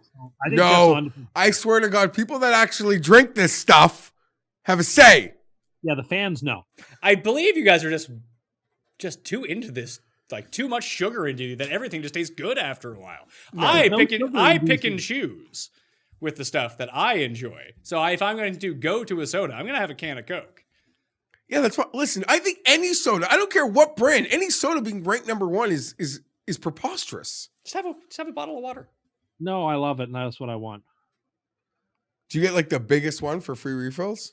Yes, and I do use that. Also, I mean, it sounds like you want some fountain pop and heart disease. Like the number 1, way better than a soda would be like getting an icy. An icy? What Yeah. is that? Yeah, well, everyone listening probably thinks you're an idiot. I don't know what an icy is. It's like this. It's like a carbonated slushy brand Oh, that they have in a lot of God. states, like AMC. They're delicious. Oh, that sounds terrible. Oh, no, you would love it. You would love it. And you get, no, you would. It's from the guy that guarantee. doesn't mix his slushy flavors together. Remember that. Yeah, well, that's also insane, but that's fine. Blue, red, you mix that shit if you want. I don't particularly care for those things. No, trust me. They actually close. Almost, I find I get brain freeze from them really quickly because I drink them too fast. So we can go get another refill. All right, Sheldon Cooper. The move here is, the answer is popcorn. And it's on a, What's number 2? It's not though, because it's number 1, and then there's nothing close to it. That is the thing synonymous with going to a movie. You get the big thing, and like I mentioned, the trick. If people are unaware of the trick, I feel like I've said this many times on the show, but hey, if you're new, the ultimate butter trick. If people see you doing it at the movie theater, their minds will be blown, and then they will do it every time thereafter. That's how this stuff spreads. So what you do is you take your bag of popcorn. Any size really, but I mean, the larger the bag, the easier that this works. Although a medium is best set up, although Americans are fat fucks, so their medium is like extra, extra, extra large everywhere else in the world. So who even knows? No, that's not very nice. Maybe it's when you go to eat in the States, Tim. Hey, have you noticed the portion sizes are a bit large? I find them to be generous. Yes. Yeah, a bit generous. So basically, anything that is medium in America is just like extra large in the rest of the world. Then like your large is like, it's just I don't know how people can eat it. Either way, you take your popcorn, you put your straw in, and there's different levels of the straw. So you put your straw in all the way into the popcorn on one side of the bag. Not all the way on the edge, just a little bit in, maybe like a centimeter in and a centimeter in, like that sort of block. You put it in, or an inch, I guess. Anyway, you put it in, you put it underneath the butter machine, and you pour the butter into the straw. So the butter gets to the bottom of the bag. You then elevate it an inch or two, and then you put more butter in it. Then it hits the middle level of the popcorn. Then you elevate it a bit more. Then it hits the third level of the popcorn. Then you put the butter on top of the popcorn. You shake it up. Then you are not dealing with the situation where you have pockets of butter all around your popcorn, and it gets really soggy and it gets gross. This way, you can have fresh popcorn, freshly buttered, and it is delicious the entire way through the bag. Well done. It's one of the greatest inventions of all time. And Tim is absolutely correct. You start putting that like nonsense shit that smells like garbage on top of your, like, you need to get the fuck out of the theater. Like, go fuck yourself. It's just awful. Yeah. I can't stand it. No. I'm not one to ban things like Tim. That should be banned. I won't put up a fight. Where's Starburst on here? I enjoy a Starburst at a movie theater. I don't think they're really a movie theater. I also don't really understand your affinity for Whoppers when it's not even the best version of that candy that exists. Delicious. They're delicious. Maltesers are better. I don't actually agree. I actually think Whoppers are better. I think they're the original. No, Whoppers are gross. How are you on putting like the M&Ms or the Glossette raisins, whatever it might be, into your popcorn? I'm opposed. I like strong. I don't mind it, actually. I don't mind it. I don't mind it. Reese's Pieces should be on your list too, by the way. There's a whole bunch of chocolate bars because at the movie theater they have those like different you don't just buy like a Mars bar. They're like Mars chunks. Oh, they're like little bags. But they have that for almost like every single different type of chocolate bar. All of those are like Swedish berries are like all right. Tropical Skittles are the nut low. Regular Skittles are sour. Delicious. Regular Skittles or sour Skittles are way better for one thing. No, I disagree. Yeah, no, you just have bad taste. And the alcohol thing is, I'm kind of with him. It is more of a European thing to go to the movie theater and have a beverage, just especially where we live, that people can't go to a movie theater with having a beer. They need to have all the beer, then they start yelling halfway through and try to fight people at the movie. The only time that I enjoy drinking when I'm at the movie theater is if I go to like one of those VIP rooms. And then you're like, then you can like have a glass of wine while you're watching it. It's fantastic. I don't want to do that. I don't. Why don't you want to? You don't want to go to the VIP room? No, having a glass of wine while I'm watching my my Christopher Nolan movies. No, thank you. Why don't you want a glass of wine? You can have any drink you want. I just enjoy a wine. I can sit there. I can sip the wine while I'm watching it. It's like I'd be watching a movie at home. No, I don't like that. You're going to the movie theater. You should have popcorn and a pop. You shouldn't be drinking wine or beer. Well, I don't drink pop because I'm not a fat fuck. You don't. The stuff has no calories. It's okay for you. How's it work? Okay, honestly, how is that working out with the weight loss program? Continuing to drink Diet Cokes. That is the least of a person's problem. That it's 0 calories. I don't know how to. I don't want to have to. I don't want to have to relitigate this to you. Yes, Paul. Just a little information for Tim. There's tons of sodium in diet sodas and stuff like that. So that makes your body retain more water. So cutting that all out of your I know it has 0 calories, but your body's just gonna retain more water when you consume like diet sodas and stuff like that. So the more you know. But it's a treat when you go to the movies to be able to have it. Yeah, but you it's drink not like a treat 7 when you drink of them 9 a day. Okay, but we're talking just about me. I know people in general. What are your take on like fries and hot dogs and stuff like that? Not for me. I wouldn't. It's not for me I'd either. rather like eat that. Or nachos for that matter. I just don't. I don't mind nachos. Yeah, but the type of nachos that you get at the movie theater are like the lowest nachos. The low end, the Mexicasa. Yeah, they're no, like. No, I actually don't mind the actual. Whoa, come on, man! They're like. Hold on, I gotta agree with Tim because sometimes sometimes I'm just craving that genericness. But I have the best story for you. I don't even know if I want to name this person. But Cam. It's someone, no. It is someone that we worked with that used to be like enormous. But I don't know if you knew him when he was enormous, I know who you're talking now he's like the most fit guy I know, period. He used to work at a movie theater. Do you know this story? No. How he Do I got know fired this for? person? Yeah, you definitely know of this person. Yeah, no, Tim knows him. You would have worked at a movie. He worked at a movie theater. He got fired. The boss called him into his office. This is when he was enormous. And showed him surveillance video of him drinking pumping the cheese into his mouth.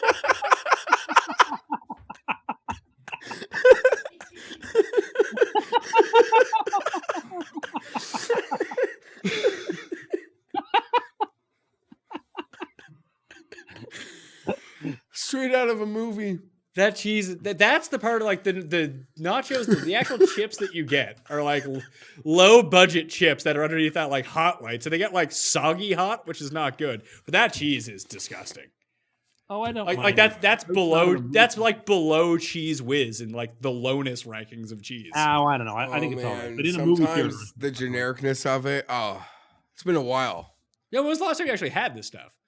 Jeez, I can't even A remember. decade? I can't even remember the last time I had some hot Mexicasa liquid. yeah, it's been a long time since I've tried that stuff. But so But if not you in put the it there right now, I'd definitely take a big dip. Yeah, that shit's great. You're in on that? Oh, cheese sauces? Yeah, Like the- Imagine being Like out on the cheese no-name sauce. brand, like I don't give fake a shit. Cheese Whiz? Inject Oh. that directly into my veins. It's delicious. You people need to clash yourselves up a bit. Sometimes I like it.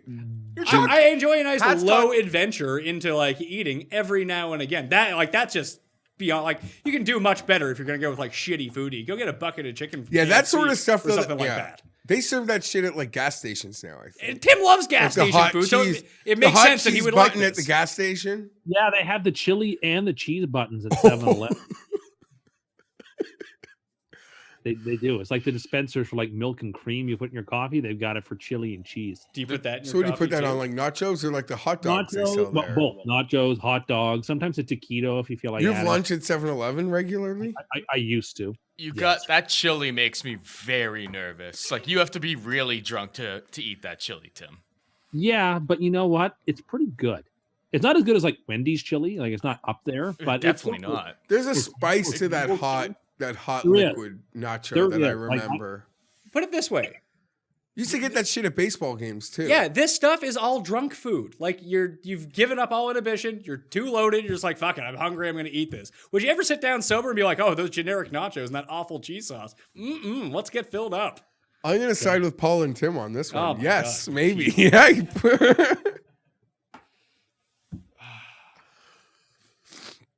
I win again. I mean, if this is what you consider winning, that's not good news, my man. I think we should run a poll on this. I mean, most of the viewers Are of the you show in or out on cheese sauce? I would say that most of the viewers of this show are American, and you might win that poll because that sounds like a very American thing to eat. I think people are in on Listen, cheese sauce. I've been on record before on this show saying liquid, not Cheese Whiz, but like a higher end liquid cheese is maybe the most underrated condiment going. So good that you would put your mouth under a tap and let it go. And I ain't talking about that shit in the can either. Cheese in a can? Yeah, that you ain't imagine for me. Can you imagine standing there in the office watching the videotape of it? I mean, this Well, you- sounds like something that you would do. So What do you even say? Do you say, okay, here's my badge, I'm done? Like, do you try to defend yourself? they call it fake news. It's a deep fake. I wonder if you even try. You just go, yep, you got me. Can't believe Sour Patch Kids are that low on that list. But Oh, he, Sour I Patch mean, listen, Kids. we've gone like he litigates, hates sour. His hate for sour candy in his like candy debate angers me. Despise it. it's Stuff is really trash. weird. Sour candy's by far Number the one, best. number one. Yeah. Were cherry blasters on there? No, they weren't. Oh, give your head a shake. All those like sour Yeah. cola bottles. I don't like sour cola bottles. Give it all. Give me it all. I like the cola bottles that don't have the sugar on them. Even those like Oh, sour no. fruit, those sour fruit slices. Yuck. The little. Yeah, those are like low rent Sour Patch Kids. Sure, They're yeah, the same they're like- taste. They're just not yeah. as good. Yeah. Pass. Where's the best place to sit in a movie theater? Because I know the Oh. best place. Pat and I have the exact same I don't opinion. go. You listen. I don't know, man.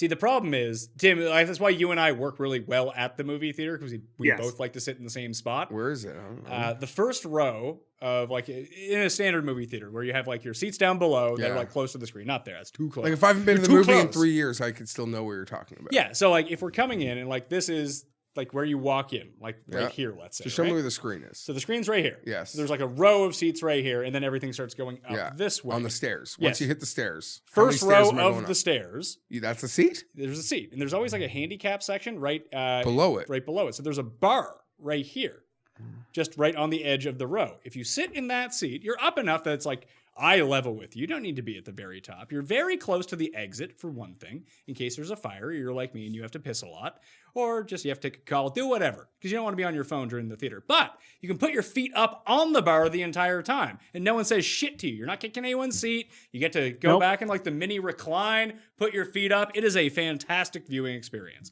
What you sacrifice by being a bit too close to the screen, you make up for in pure comfort. 100% agreed. It cannot be disputed or debated. It is the best place in the movie theater to sit. If the we're living in a world now where there's more and more seats are being assigned at movie theaters. I like that. I like being able to pick my own seat. I am if I can get that seat, right? But if I can't, But that seat Like, is usually open. that seat is usually open. But I think people in time are going to realize it's the best, sort of like the exit rows on planes. Or you And just then put it out there. exactly. In some ways, I feel bad now that the world knows about What are this. your numbers in his hometown? Oh, not huge. Pat Mayo experience, not very big in Canada. But anyway, those are the best seats. Go grab them. It's worth going even a few minutes early just to make sure you get them because it's great. You say the exit row on a plane? I like the exit row on a plane. I like the extra leg room. I just like sitting in the very first seat of the plane. Then I can be the Well, first if I person off. can't get the exit row, then I want as far up as I can get. Yeah. That's the way I look at it. I want the extra leg room, but if I can't have it, then yeah, I want as far up as I can in the window because I don't want anyone disturbing me to get up to use the bathroom. When I'm in the window seat, no one bothers me unless I need to get up. Tim or Paul, sorry. If they ask you to be the person in charge of like the door, what do you say? Absolutely, no problem. I Are can handle it. you capable of being the person in charge of the exit door? Of course I am. I would not trust you with that. I'm. If we are, I am competent enough. You to are run. not. You are not calm under pressure, Sure, I am. I'm You're a ice cold in maniac. crisis. I'm ice cold in a crisis. and you're incredibly cursed. So it's just a troika of things that could go potentially wrong. I wouldn't worry about it. I watch those videos enough. I know what to do. Let's get back to the games. Late slates. Baltimore at Seattle. Seattle favored by 3.5 points at home. 50.5 is the point total. Question for you, Jeffrey. I guess Marcus Peters is now playing in this game too, I would think, for Baltimore. So that does shore up their secondary just a little bit to kind of bridge the gap between Jimmy Smith coming back. So they're progressively getting better. I still can't figure out if the Ravens are good or bad. They're 1-4-1 against the spread. That ain't great. But Cleveland kind of showed a little bit of how you can get to Seattle last week, and they blew it. Seattle, I'll tell you, I was at the Westgate Saturday. Oh, those Seahawks were public. Oh my God. I was on They should have lost. Yeah, I was, I did actually. Sounds like the public had to cash that ticket, Jeff. Yeah, they did. I should technically be 9-5 because when I picked Seattle on the show, but when it came time to bet, and You the bet Browns, Cleveland? I bet Cleveland because that game reverse moved, and I'm all about it. And the Browns just give it away because they're just so freaking annoying. But oh my God, the bug! The Seattle was the home team of the Westgate on Saturday afternoon. It's a hard game. The injury report is really what's going to hold up any hard pick here. There's a lot of injuries in Baltimore from the receivers to the secondary. That makes this one So interesting. it does look like Hollywood Brown will probably end up playing. Mark Andrews will probably end up playing. I think the injuries for Seattle are far more significant. They lost 2 offensive linemen before the game going into Seattle, Dwayne Brown and someone else's name I can't remember. But anyway, you're losing 2 pieces of your offensive line that wasn't very good to begin with. And I mean, Baltimore's defense isn't good, but without Grady Williams and Denzel Ward in the secondary for the Browns, like you can pass all over them. The front 4 for Baltimore isn't as good as Cleveland's front 4. They're not going to be able to harass Russell Wilson just as much. 3.5. It's the half point that really does it for me, though. Like, I don't know how Seattle's defense stops Lamar Jackson in the run game. I really don't, because their defense isn't very good. I'm with you. I'll take I Baltimore. like that. I like that extra hook. Lose by a field goal, cover the spread. That's how this one feels to me. Yeah, I don't know if I'm gonna bet it yet, but I see Baltimore covering this one. Tim? Seahawks. I think they're the better team. They're at home.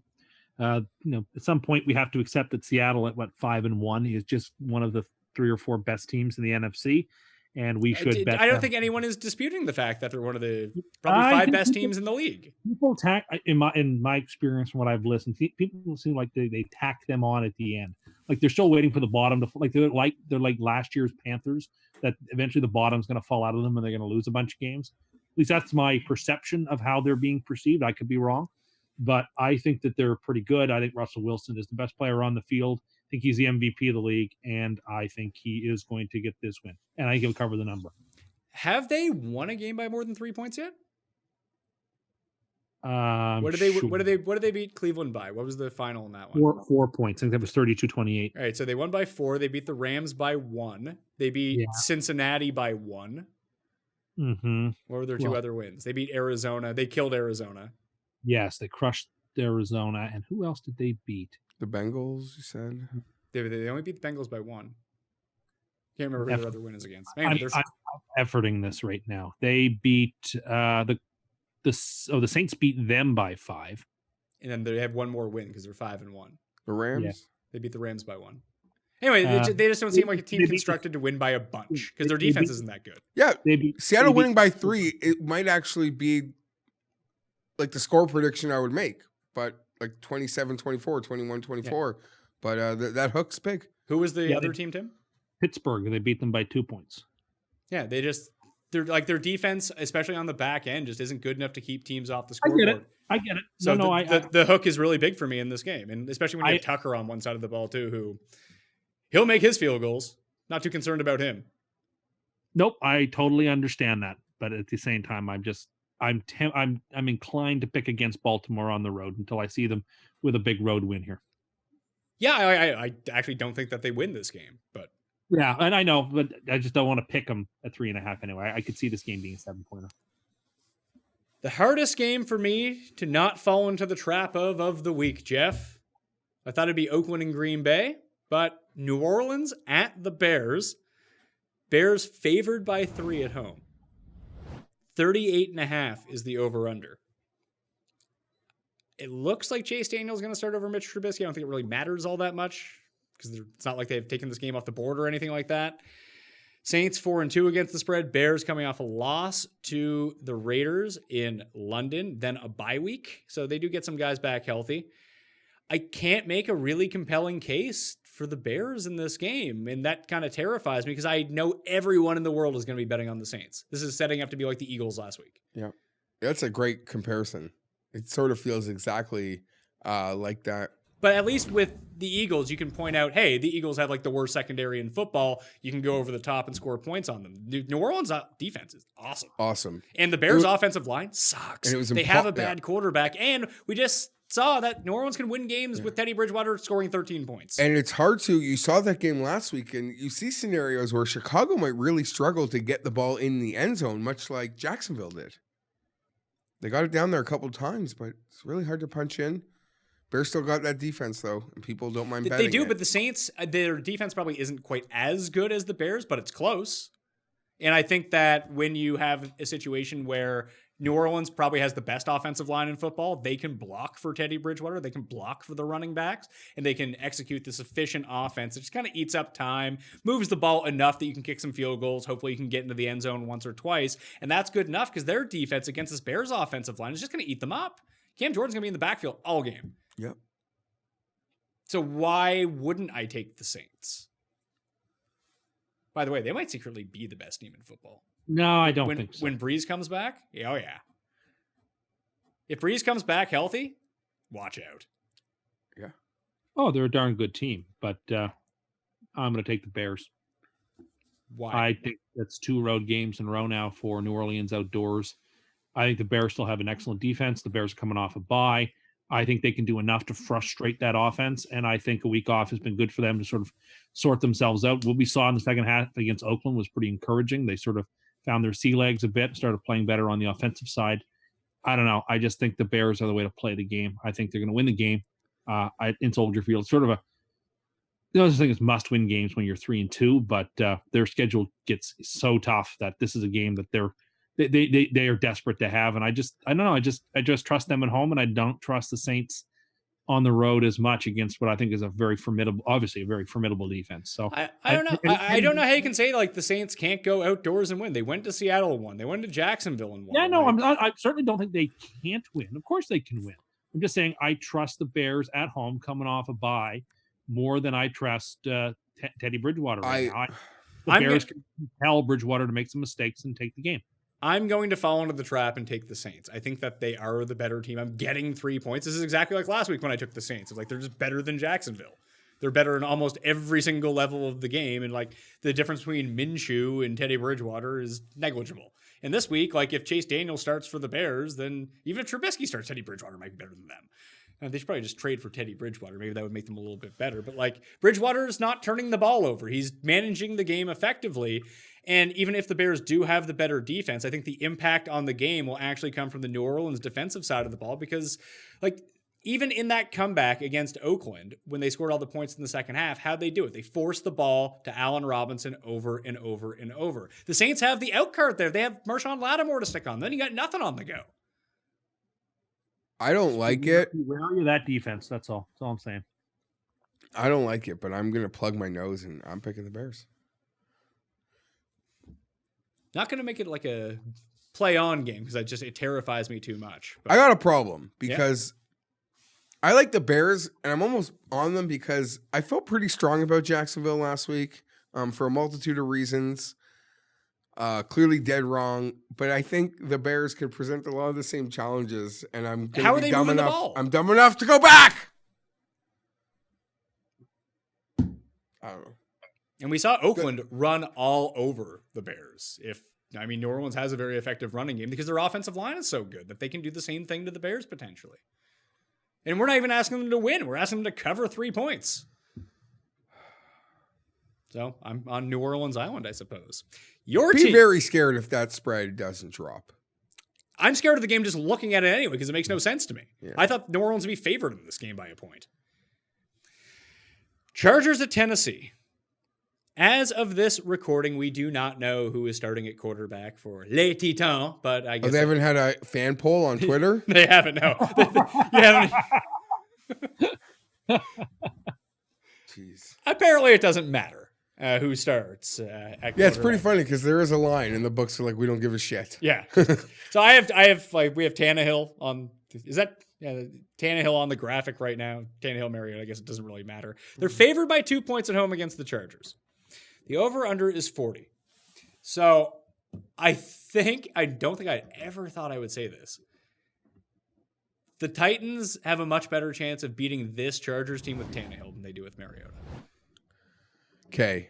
Last week, you guys talked. Not that I would have picked Pittsburgh, but I thought I don't think we were better anywhere but quarterback. And I guess today I we made could the debate case that. for Pittsburgh. That's actually one of the 3 games I got correct. Tim let the Chargers blow up his teaser.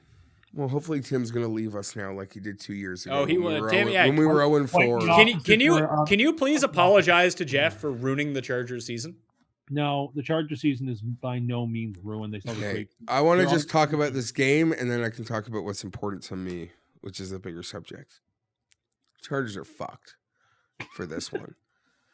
We are the Falcons right now. Do you remember how I felt a couple weeks ago when Tennessee played Atlanta? Yeah.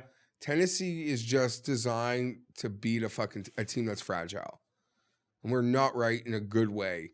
And we don't have lines, either of them. And we don't have a secondary. You still have a defense. Like Bosa alone is more pass rush I wanna than Atlanta can generate. I want to get there in a moment. So I think we're really troubled because the Titans are kind of in the same do or die state, but they got a coach who would cut his dick off for the game. I mean, that's his quote, not mine. It doesn't make him good. But I feel like they'll do something to get it. And it really bothers me because this is one I want. Even if we're not going to win another game the rest of the year, I want this one. This one's a little personal for me. You need, like, if the Chargers want to stay alive and get their guys back, like just getting Hunter Henry back. You were right about Hunter Henry. Am I? You guys see why I get so upset when he's hurt? Because he's everything I say he is. I mean, he's the garbage time king. He had a real impact on that game after it was over. No, he's good. He's good. You can fuck off. The look Geoff just gave you there. You know he's I good. was worried. You know he's good. You know he's good. Maybe teach him how to block. That would help. Or teach Benjamin how to catch. It was our first patch of the game to him, and he dropped it. Okay, we got. Yeah, you're asking that as if you don't exactly know the answer to that question. How many menchies did you get on Twitter right after that catch? Yeah, so I just kind of grasp where I want to go next. Something happened 2 weeks ago. It involves two Melvins.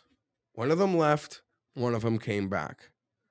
The one that left, since he's left, well, the defense over 4 quarters seems to find a stability to somehow give us a chance. Like when you see what we're down early in those games and what the final scores are. I mean, granted, the other teams are probably just trying to run out the game. But he's a bad seed, and I mean that in a good way. He's nasty. And he brings an edge that we clearly don't have, and it's incredible how we are just flaking out of the gate without him and that other piece of shit that decided to show up. And I don't even blame him. I blame the coaches that must have lost the locker room to give this guy the respect that he doesn't deserve. I don't understand it. It's like, oh, Melvin Gordon's back. We think he's great. Let's give him the ball every time for no yards. See, now when I slam the table, you yell at me. But when he does it, you don't even mention it. No, I am not happy because he's fucking lost. He runs in circles. I can get 2 yards without him. Phillip and Eckler have such great chemistry on the little blood dumps, and this guy's just fucking lost. The way I would just... And I know Phillip played bad. That was a horrible fucking turnover early, but he got fucking smoked on like 2 of his first 4 plays, and he was rattled. I know Dad's in his eyes. He was rattled out of that gate. He's got no center now, and we're just getting bull rushed. And we're going to find out today or tomorrow if Okung will ever come back this year, and he's probably not gonna. So it's not going to get better. So and he feels he's got to play hero ball, and we know that's the worst version of him. So we're in a bad way. But the second interception got tipped, and then the game snowballed from there. Oh. And I don't even think the defense is as bad as what? Good news? What? I was going to say the Saints slot corner, PJ Williams, gets a 2-game ban. That's probably good for the Saints defense. I like them even more now. He sucks. Well, here's what I want to say to you just very quickly before you continue to go.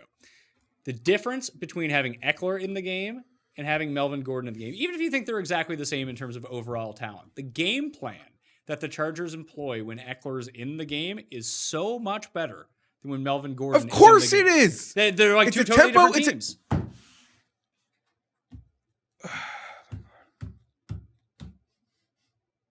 I don't know, man. The game starts, I see 25. I literally smash a cup over my head. I cannot believe we give him this respect that he doesn't deserve.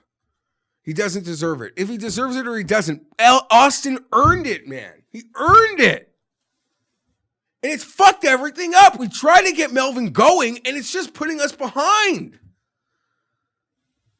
We got a lot of problems. It's not all Melvin. I don't want to make it like it's all Melvin because you can't fucking tackle. We don't have a linebacker worth shit. We don't have a tackle worth shit. Fuck. They'll compete, but we're dead. Tim, you think they win this game? Let me put it this way. This is it for the Chargers and me. If they lose this game, the game they should handily win, I'm renouncing everything with them this season. So you're giving up on your Super Bowl pick if they lose this game? If they lose it. That's how confident I am they win a game against a bad Titans team. I think that they're the better team on the field. They should not be underdogs against this miserable Titans team that got blanked by the Broncos. The Broncos are trash. They're on the teaser. We're teasing them up. I feel really good about the Chargers this week. I have full faith in them.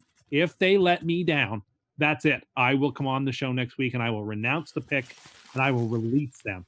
And then I'll have to make a new AFC champion pick. I had such a great trip. I had a great trip. A great trip. It was fantastic. We can see the effects of it. It looked like a fun time. No, I'm so happy with myself. I'm so happy with my performance. Well, you're only playing the Super Bowl. It's true. You're leaving it all on the field. Leave it there.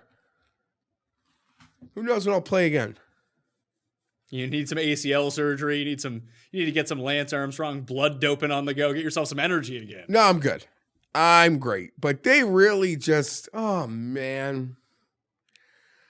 I've never wavered on. I'm wavering hard. I don't know how we're starting. Would you prefer that they lose this week and Tim gives up on them, and then they can rebound like they did the last time? This game is personal.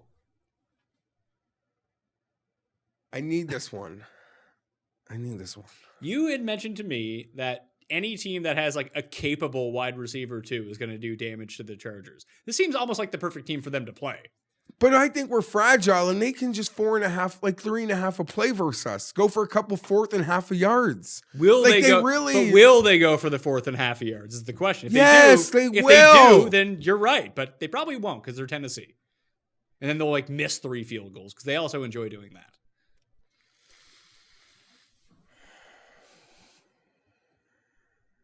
I was in public. People saw me. Oh no. When Al Roker sent out the kicker at the end of the fucking half. I was thinking about you as a kicker as well. That was in public. This is bad. Because I just had to like move. I went to find my friends. Like I know this game's on everywhere, but I got like the radio feed in my ear, like because I'm not gonna miss a thing.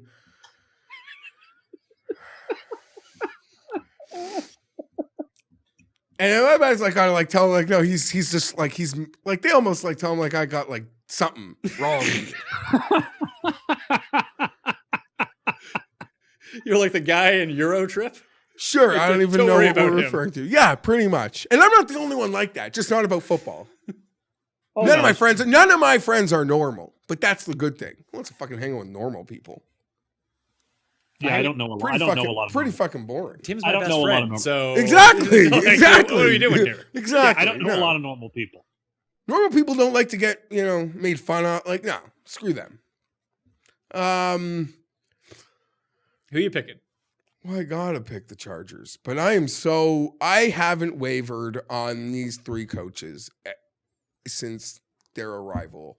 I gave them a free pass in 17 because of a move. Like so many weird things. And they earned my trust by him Octavia Spencer in about 2 games. I just want to make that point clear. Well, I have to get my narratives ready, bro. And I'm an equal opportunity basher. So you can't put this on anything that you think is more than it's just my mean spirit. It's nothing Just like when I saw that Dr. Chow had Ellen on his show. Yeah. So people can't like turn this into like a race thing. Were people turning this into a some race people thing? make these comments that want to like shape. No, I am equal opportunity, mean spirited when it comes to these assholes. No, but when they just do these things, just like even not trying to kick that field goal to make it 24-3. There's a clock. There's things that make sense.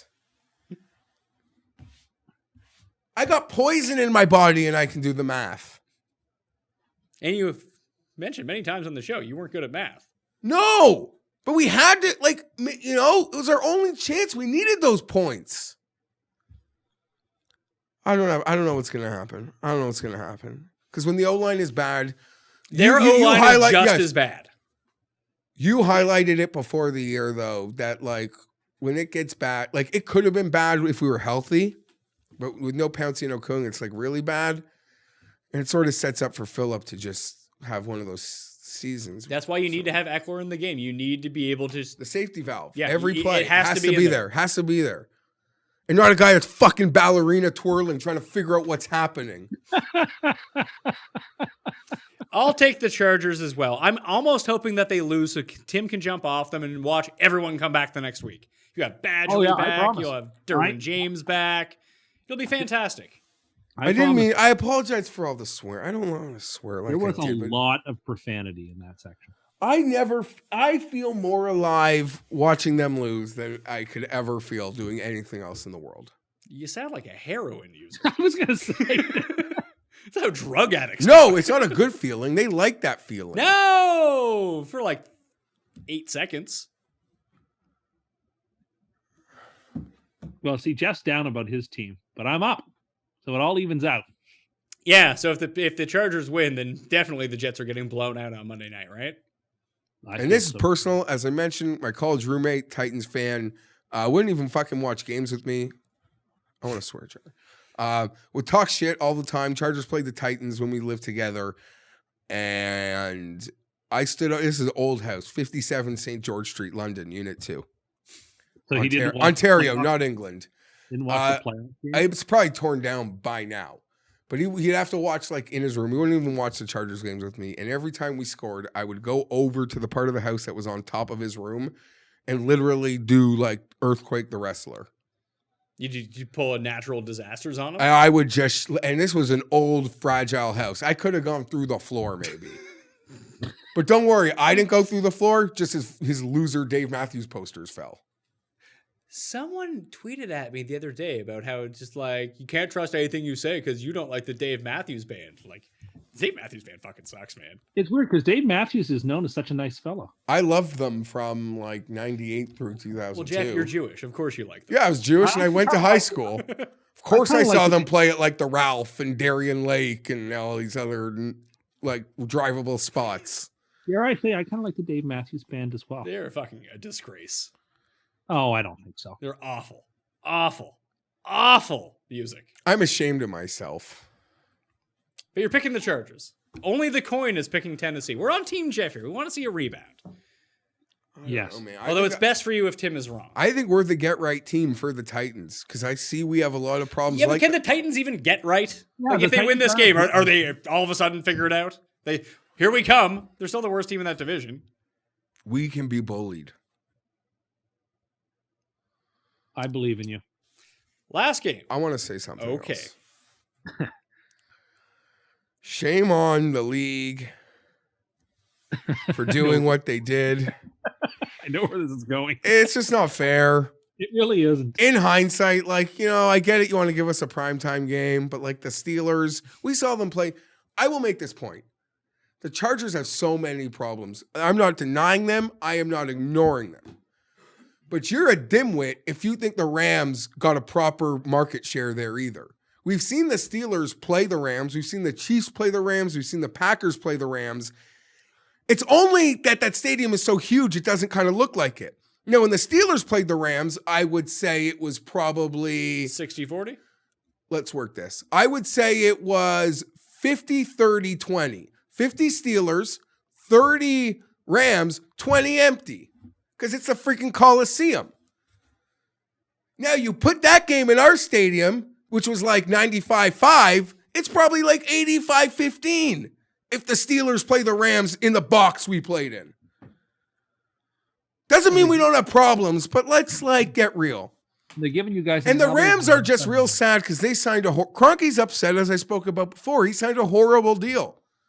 His dreams of LA like allowed him to sign any deal put in front of him. And it's the NFL's problem, but the Chargers got a free pass and they don't have to give the guy a cent. And they don't have to charge for PSL. So the generic football fan that doesn't have a team, just like, I'll pay for the cheaper tickets.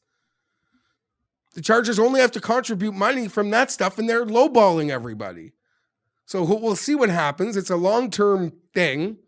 They're screwed, but it's LA. And they'll turn on the Rams quick too. Oh, they're already turning on the Rams. I mean, like I like to make the joke, but you see the video of after the Rams coming home from the Super Bowl. There's like 4 people out there.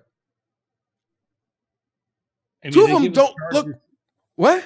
They've given the Chargers another home Sunday night game this year, so maybe that'll get flexed out. But maybe it won't. Against who? Oh, I'll be Against there. The Vikings. Against the I'll Vikings. be there. If it's not important, I won't be there. They should honestly. The Chargers, if they really want, should institute what like NHL teams do, which is that if you wear the uniform of the opposite team, you just can't come in the building. Remember, Tampa Bay did that a couple of times. No, let them in the building. It doesn't matter. You're I there don't to cheer for care. the other team. Yeah, but then legit, no one would go. No, that's another misnomer. What, you think Chargers fans are going to pile into the stadium? They're going to drive an hour and a half, 2 hours? They go. That stadium. How do I put this? That stadium is full, except the people that actually care about teams will pay good money to go to those games. It's not cheap to get in there. I wouldn't imagine, but you can, like, what fan bases are coming in that the other team's fans there's not more of in LA? It's impossible. We've spoken Jacksonville. about this many The times. Jaguars. Yeah, no, I've been to a Jaguars game at Qualcomm. I've mentioned I've been to a Steelers game at Qualcomm. That was like an actual Chargers home game. You're right. Buccaneers would be This like was that. happening in San Diego too.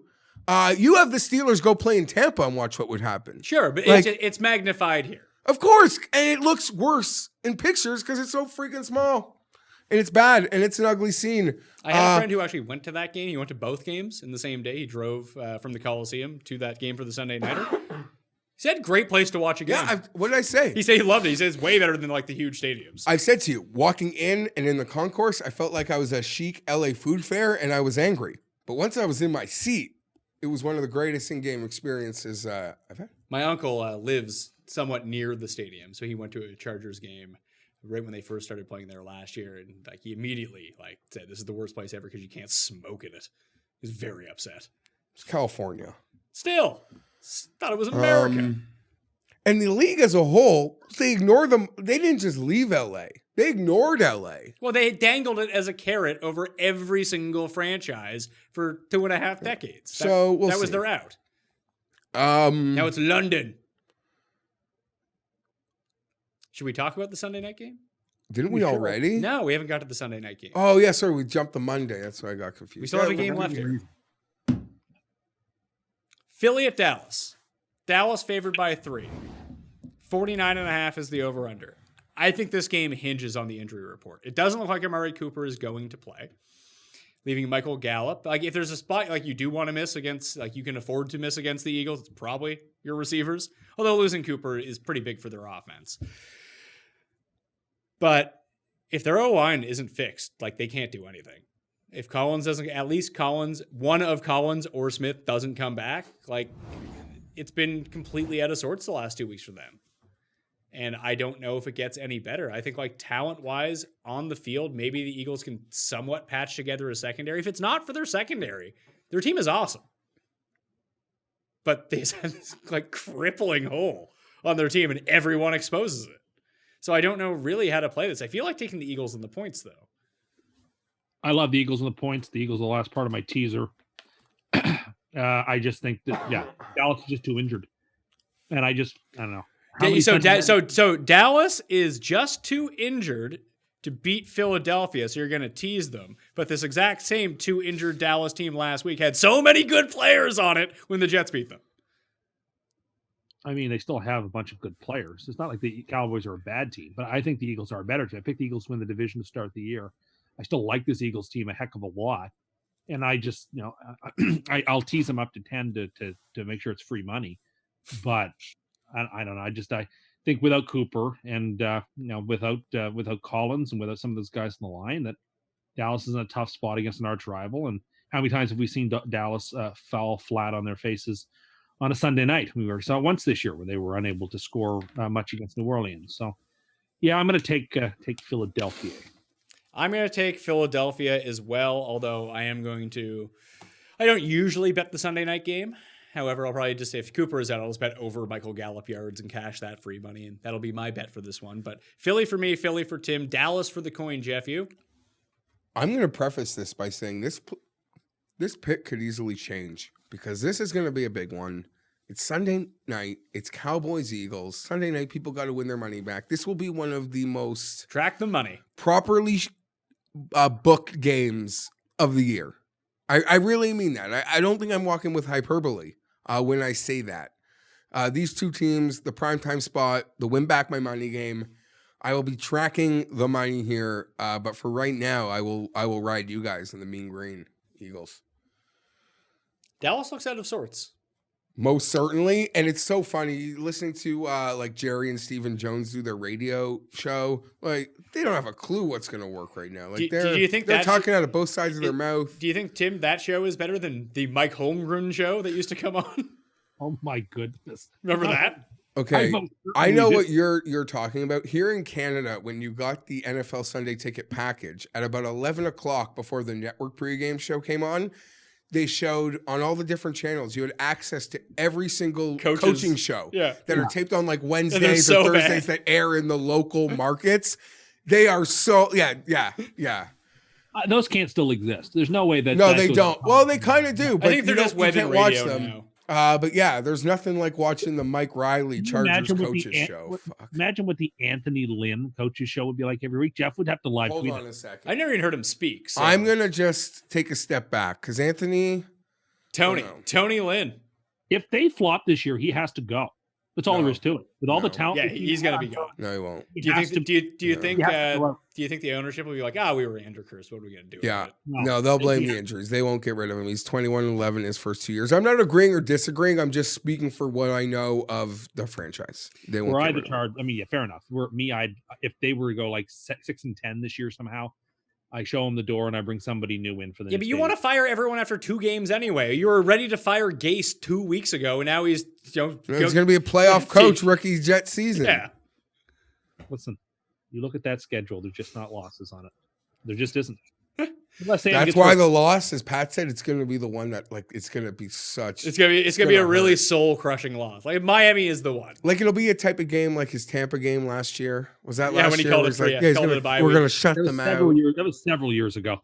Oh, well, whatever. You know what I mean. It's going to be a game where you call a shutout or something. Which team is in more trouble? Because I have a very definitive answer on this one. Dallas or the Rams?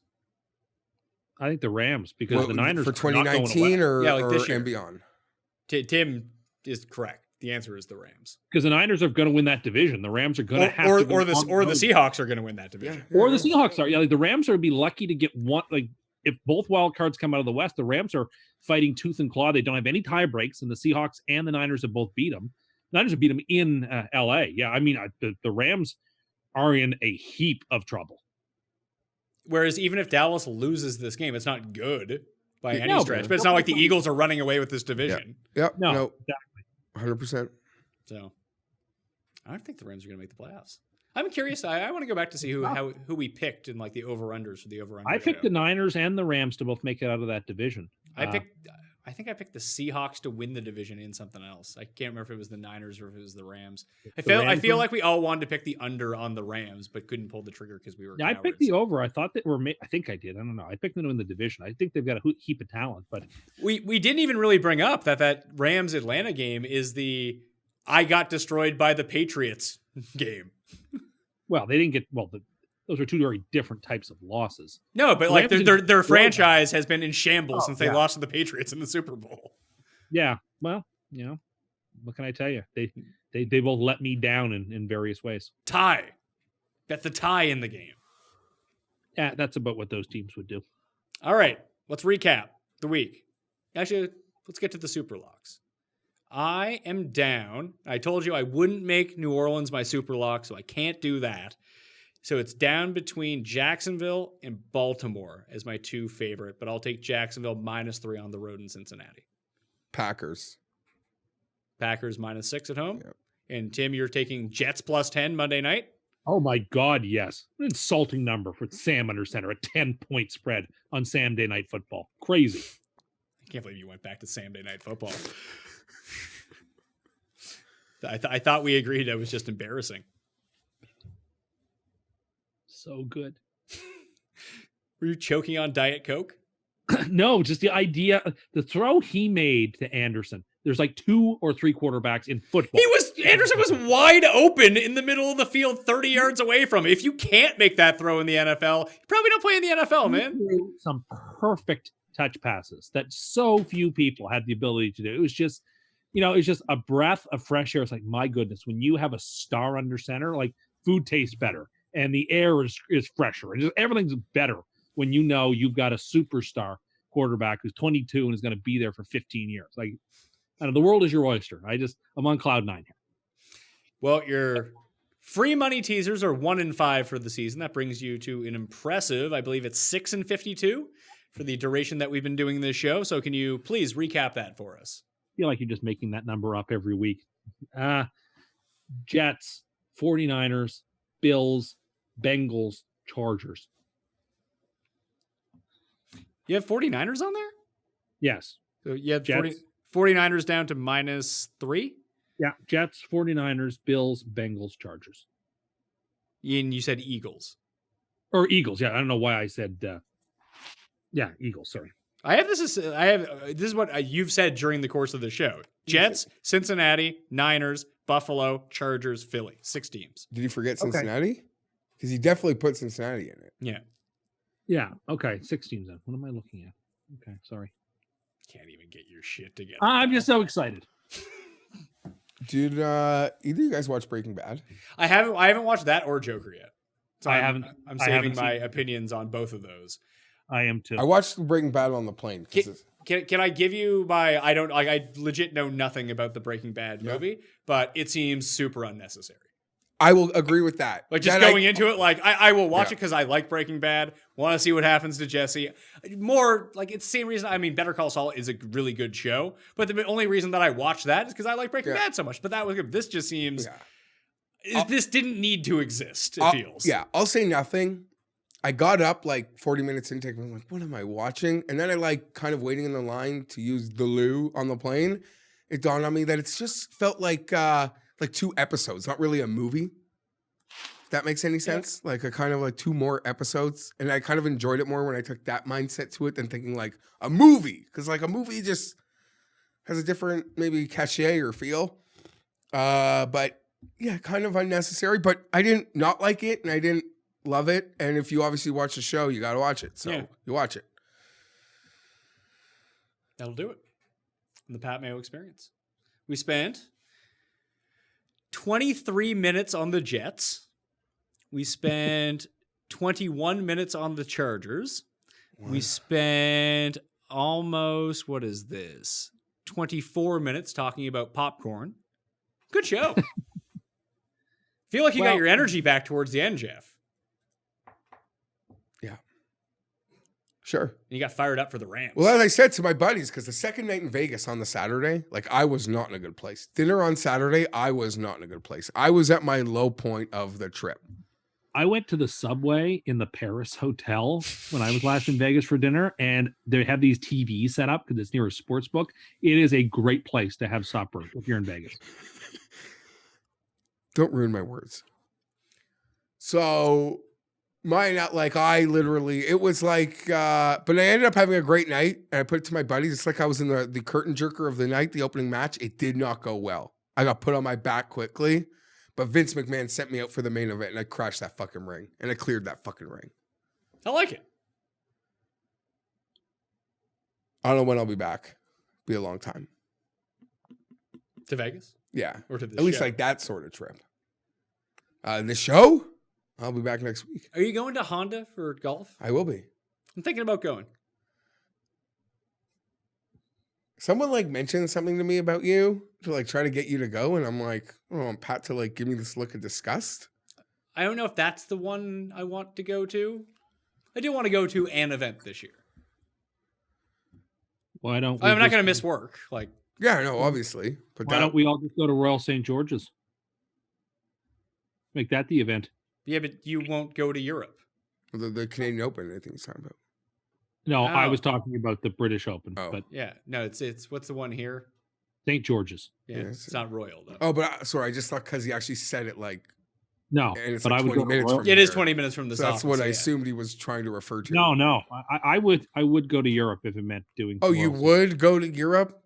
For the Someone wants to British send us to the British Open, you'd happily oblige? I might get tickets to the Ryder Cup, but that's in the I'd middle go of to- football I- season. That's tough for me. I'd go to Winged Foot for the U.S. Open. That'd be fun. Or Harding Park, because no one knows what that place is going to play like. Let's go to Valspar. What I'm saying is I want to go to a major. That's what I would travel for. I mean, no one's stopping you. You don't need me to go to the major with you. I'm not going to go by myself. Well, Butts has tickets to the Ryder Cup. Just buy those. Like $1,000. I don't want to go that time of year. It's too cold to go to Wisconsin that time of year. Okay. All right. That'll do it on the Pat Mayo Experience. Geoff Fienberg on Twitter at GFienberg17. Paul, are you locking in the Bills like you do every week in your Super 7? 17 is just a lot. Yeah, but you guys are like the second best team in the AFC. You should crush them. 17 is a lot of points. I don't know. Probably. All right. For the coin, for Pat Mayo, and Tim Undergust. Tim Andergust. That's not my name. Heard it was. Nope. Jumbo jets. That's what I gotta say. And I got to meet a bunch of people in Vegas, so that was a lot of fun. What do you mean? You were Like recognized, were you fans, not? yeah. Oh, I thought you meant like Don King. But you were recognized, were you not, Geoff? Yeah, I was a couple times. It's always fun in front of my buddies who think like I'm just a dud. Like, yeah. Or does it shock them? Yeah, they're kind of like still like they joke and laugh. Like they find it incredibly humorous that someone gives a shit about me. The same thing happens like when someone comes up to me and like we start talking about the show or whatever. My wife is there, like I don't know what you like, but my wife has never seen the show. Yeah. But she doesn't know what I do for a living. It's really bizarre. She only watches like when I post outtakes. She watched this. That's really all my wife knows about what goes on in here. That's why sometimes I'll be like, I'm saying this here for the viewing audience, but I don't want you to clip it because that's really all my wife. Oh, she doesn't even would watch see. the clips. So like if I label something outtakes of me trying to read and fucking it up, she will watch that. That's the extent of it. I met fans twice. The second time was in Minneapolis, and I was going for a walk of the mall, and some guy went up to me and said, "Hey, I'm a millennial. What do you think of me?" And I was like, "I don't know." I like that they caught you in your natural mall walking environment. Yeah, and I was like caught off guard. I was like, I don't know, man. What do you want me to say? Thanks for watching, and I just kept going. The guy tried to fight you. No, it wasn't like super. Like he had a smile on his face when he said it. He's like, "Hey, I know you. I'm a millennial. What do you think of me?" And I was like, "All right, bud. Like, sure, okay." That story is more believable than the guy who said that you're not CUST, though. Oh, that happened on a separate occasion. That did not happen. Just like how you said you've been awarded trophies for not being cussed, which is also a lie. He also, I mean, I've said this before. I think I said it on the golf show, though. I can't quite remember that he bought himself a trophy for #1 party. The name of our group text thread is "CUST buys himself dollar store trophies." It awards them to himself. I dispute that. So you're just a liar. I got #1 son. You're not Freddie, and you don't have a LeBaron. People know that, right? No. I mean, I'm sure there are people in the world who are big like Freddie got fingered heads, but most people know. Shocks Tim every time. Anyway, I'm Pat Mayo. You can follow me at the PME. Instagram, there's a giveaway attached to that. Twitter and the Facebooks. I told you about the other 2 giveaways, and the big one is please review the audio podcast. Always bonus material up there that people who watch the video they don't even know about. That's all for you people out there. That's my commitment to the audio listeners. Anyway, I'm Pat Mayo. Good luck in week 7. Cheat sheet's going to be up wherever it is. Tweet it out. We'll see you next time. Mayo experience!